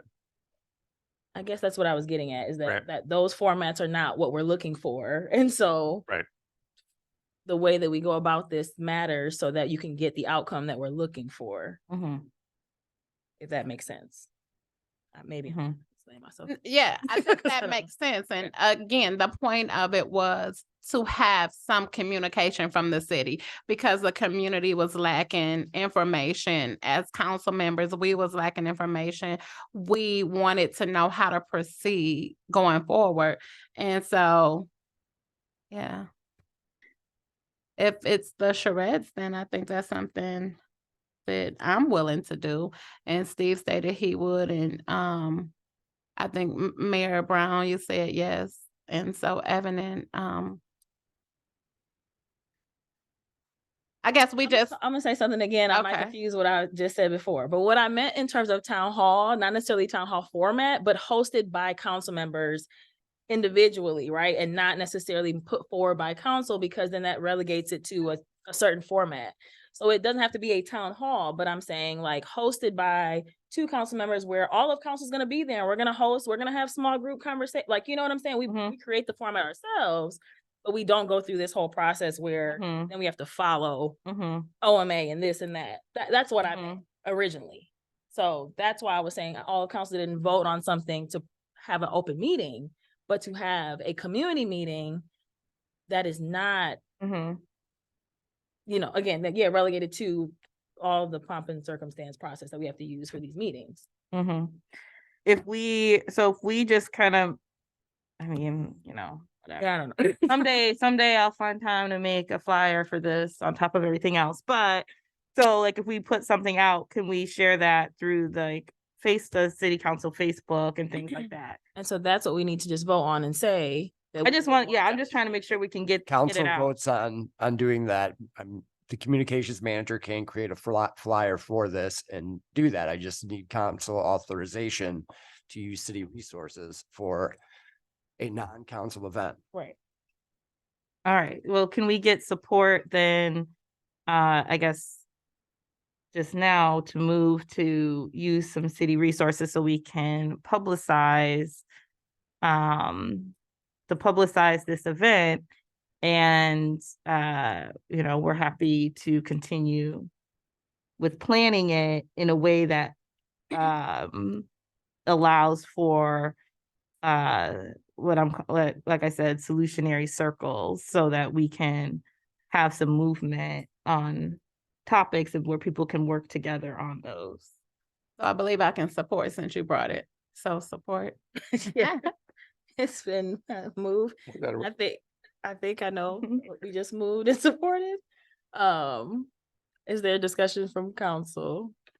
Does it have to be more specific in terms of committing time, Tom's time? Yeah. To create the flyer, the room. We have the obviously, space. a staff person to be here on that evening, and who that is, or do we leave that to your discretion?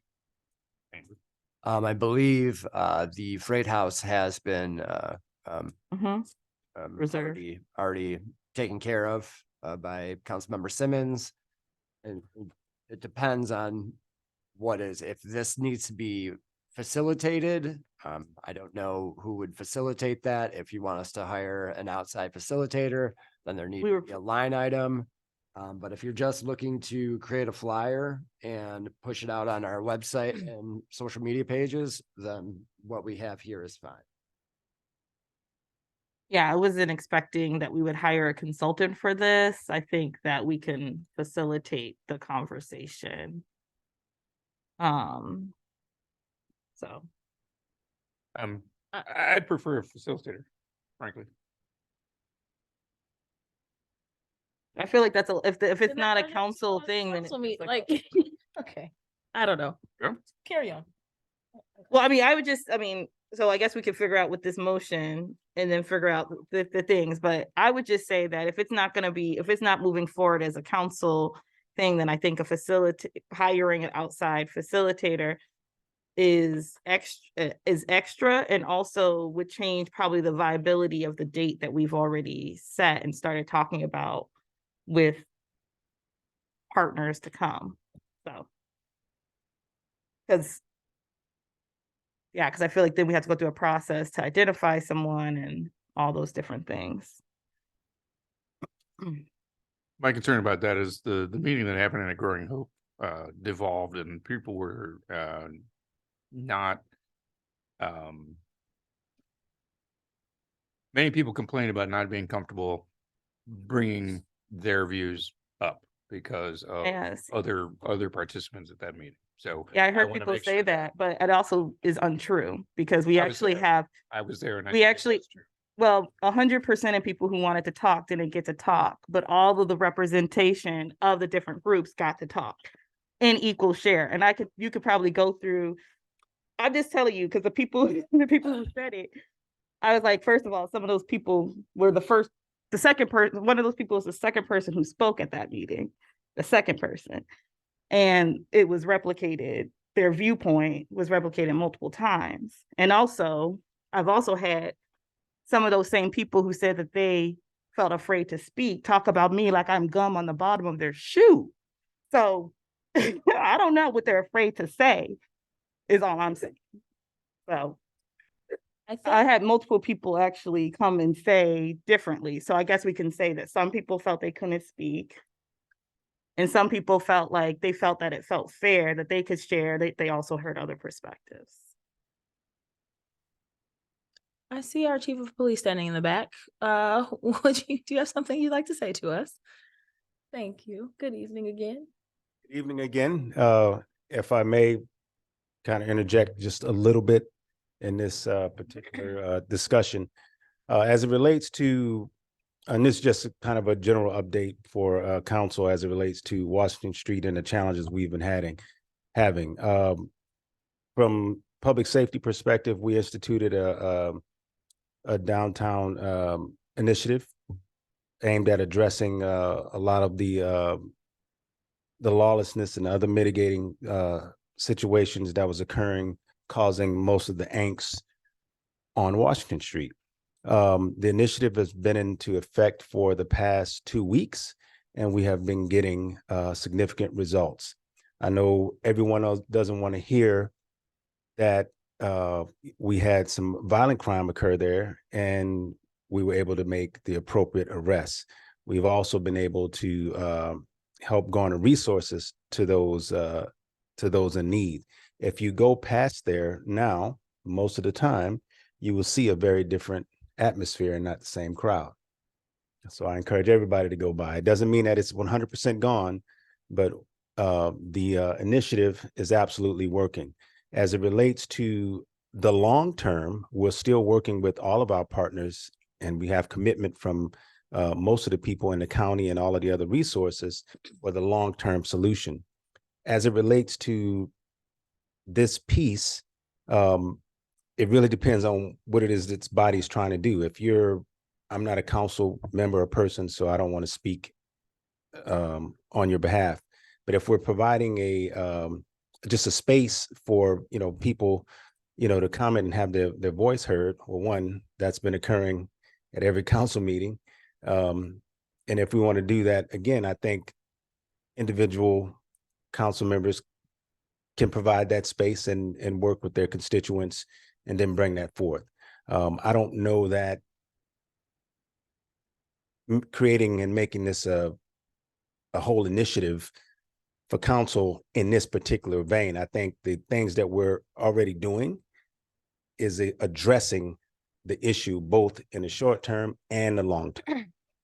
So that's just my 2 cents to kind of update everyone, but we are seeing positive results from the initiative and the things that we're doing in the short term and for the long term.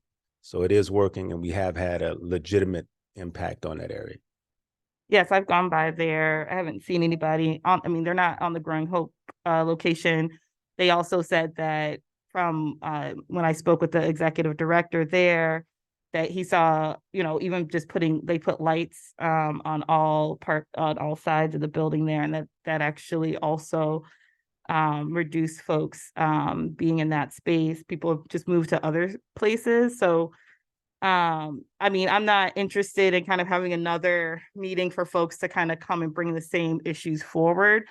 I'm interested in us looking more holistically at some of the different challenges and issues that came up there, and putting some things forward. And I don't know kind of who's part of your initiative or your specific group. I do know that there are some, you know, general community members. I've been contacted by people who've just reached out to say, hey, like, how can I help? I'm just a caring person. I would like to help support some things. What does that look like? So it's from, you know, folks like that to people who have been focusing and organizing in specific kinds of things on harm reduction, so supporting people who use drugs, things of that sort, and some other things, who have some specific things that they could talk through, which also includes wider community discussion. Some of the things that people have talked about would take buy-in from general community to actually break certain stigma of how to address some things. And also people are interested in thinking about how to address some of these issues, either outside of city institutions, including the police department. And so being able to talk as a community, some of the different things are not something that's going to be solved by you know, the police, right? And so there's other kinds of things to be able to talk about as a community and as a group. Totally agree. Our solutions have not been just police or enforcement based.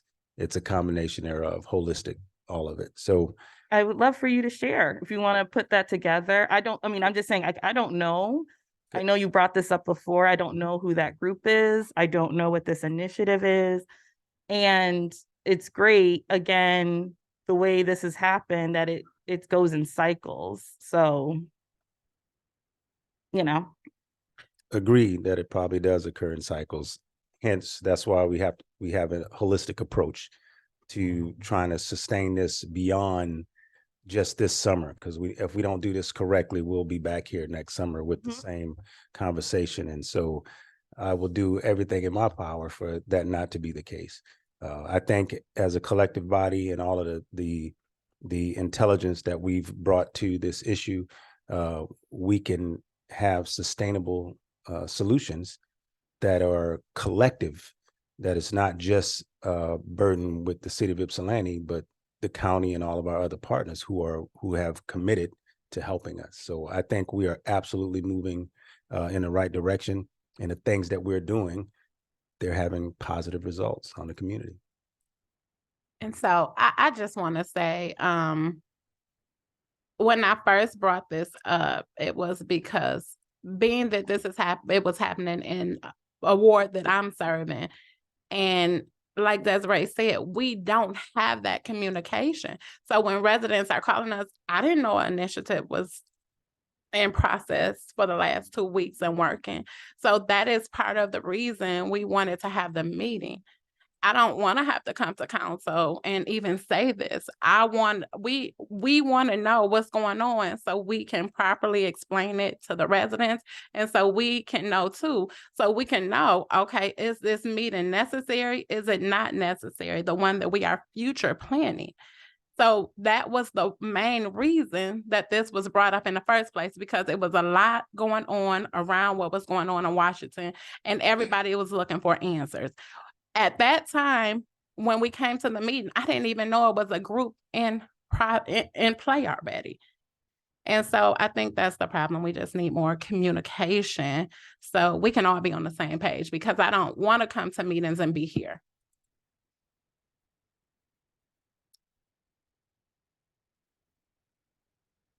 And if that's the rate, so if that's it.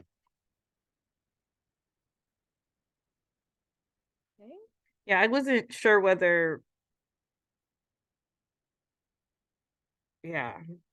So in the meeting that you brought up in the meeting that you brought up the meeting, you talked about having a meeting after many of us had gone down a list of things that had been happening with other partners. So information was being shared that to the extent that we had it at the time, right? So I'm happy to hear what the chief just said about what's happening on Washington Street.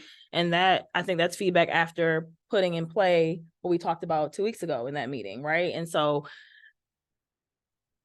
there wasn't more to share than what was shared that day. No, but you, right. So I'm happy to hear about that too. I really am. I'm happy. Again, I live around the corner from it. So I'm happy to hear that progress is being made. Again, I just didn't know anything about it. And when I brought up having a work session, again, it was like, what can we do as a city? Because many of the residents thought we weren't doing anything. And all I could do is be in communication with other people on council, just do stuff like that. But I did not know before that day, coming to that meeting, that was already a group in play working on this. I didn't know anything about that. I think me and you had talked and you said I am in meetings, but we didn't know that it was like city representation. We didn't have an update. We didn't know. And that's all I'm saying. We did not know that information is needed so we can relay that to the residents that are calling us, so we can know what to say. Okay, I don't know how else to respond. I mean, I think that meetings were happening to try to put things in place. I can't prematurely share something that wasn't happening, right? And I don't want to have a back and forth about it. I think, again, chicken or the egg, we have to be better at communicating, and that is something that we're all tasked to do. And I will take full ownership that I will do better at communicating maybe when things are happening. I think that what we talked about in that previous meeting, though, those are early conversations about a group has been identified. We had been meeting with folks who have been coming to us as well, just like people were coming to you and other council members about what was happening on Washington Street. So again, communication is key. So that is a underlying thread all the time in the community that we need to communicate better. And I know I passed for council proposed business, did. but yeah. So I just wanted an update on the speeding on Perry School. Were we Sorry, able? there was a resolution that we never voted on, Oh, right. or a motion. Yes. Before we move on. Yes, this was. Oh. Yeah, this What is was it all called? like still from that whole So thing. to use city resources, specifically having the communications manager create a flyer and distribute it through city channels to publicize the non-council event of the Solutionary Circle, which is scheduled for October 24th. Mhm. It's already been moved. Discussion on the resolution on the floor. Seeing none, please call the roll. Councilmember Sweet, Yes. Councilmember Tucson, Yes. Councilmember D Simmons, Yes. Councilmember King, Yes. Mayor Pro Tem Wilcoxen, Yes. Mayor Brown. Yes. 6 yes, the motion carries. If you, Councilmember Simmons, Councilmember King, if you could forward me the information that you would like included in the flyer, I'll have Tom put that together and we'll get it out right away. Thank you. Thank you, city manager.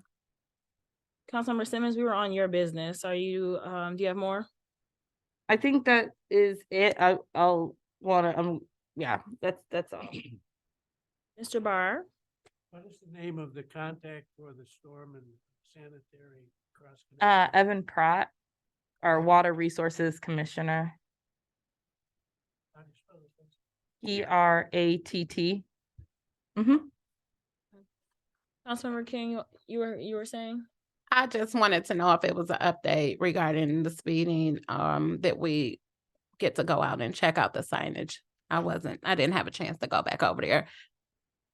Bonnie.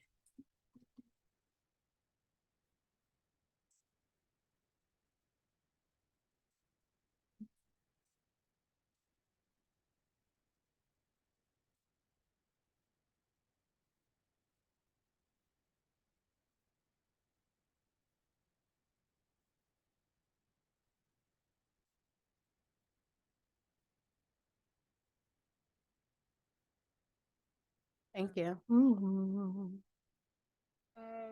Mayor Pro Tem. Just a question, an update on the status of the RAP grants.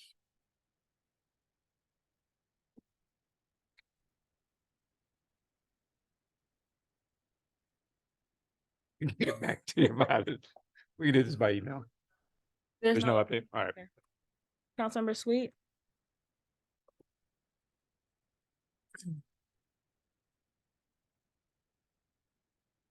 Just, I've been talking to some residents with some speed concerns on River. I've been working with Bonnie. DPS has done some short-term things, removing some parking with some visibility concerns. And so we're trying to address some things that have come up over there. And then snow removal. I don't hate to bring that word up. I mean, it's about to drop 30 degrees. But we talked about last year, and it was brought up several times about looking at ways to identify a volunteer snow removal program. And I put some options together and sent some information. But I can start the conversation with Monica and her team at the senior center and see if that's something that they might be willing to take on, and if they need city resources, what that would be. And then we can kind of take it from there, because we're getting to a point that it's going to happen, and then things are going to come up. And so those are my only two pieces of business. Thank you. Councilmember Tucson. I'd like to bring to everybody's attention that this Saturday, October the 7th, Women and Men Working for Change will be hosting their annual domestic violence annual walk / run. I'll be at Perry School. I'm not sure what time though. 10 o'clock? Yeah, 10 a.m. Be out there. Donations are requested from the organization and all those things. So I hope to see you all there. That's all I have. Thank you. Honestly, I don't remember what I was gonna say earlier.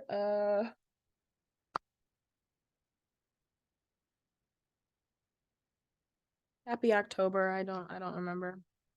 City manager.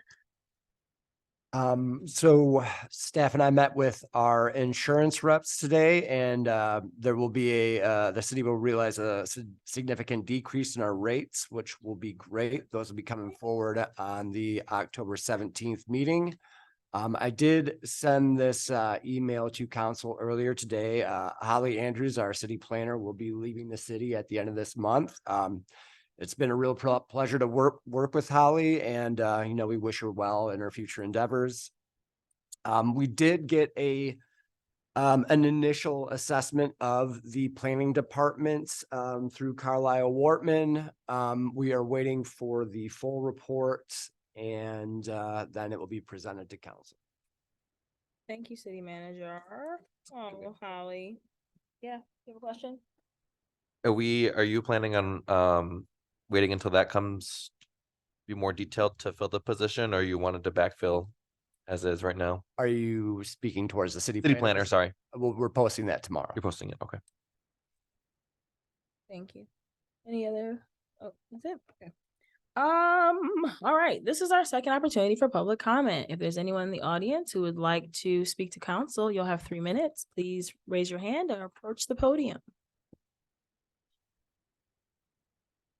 If there's anyone on Zoom who would like to speak to council, you will have 3 minutes. Please virtually raise your hand and we will allow you to speak.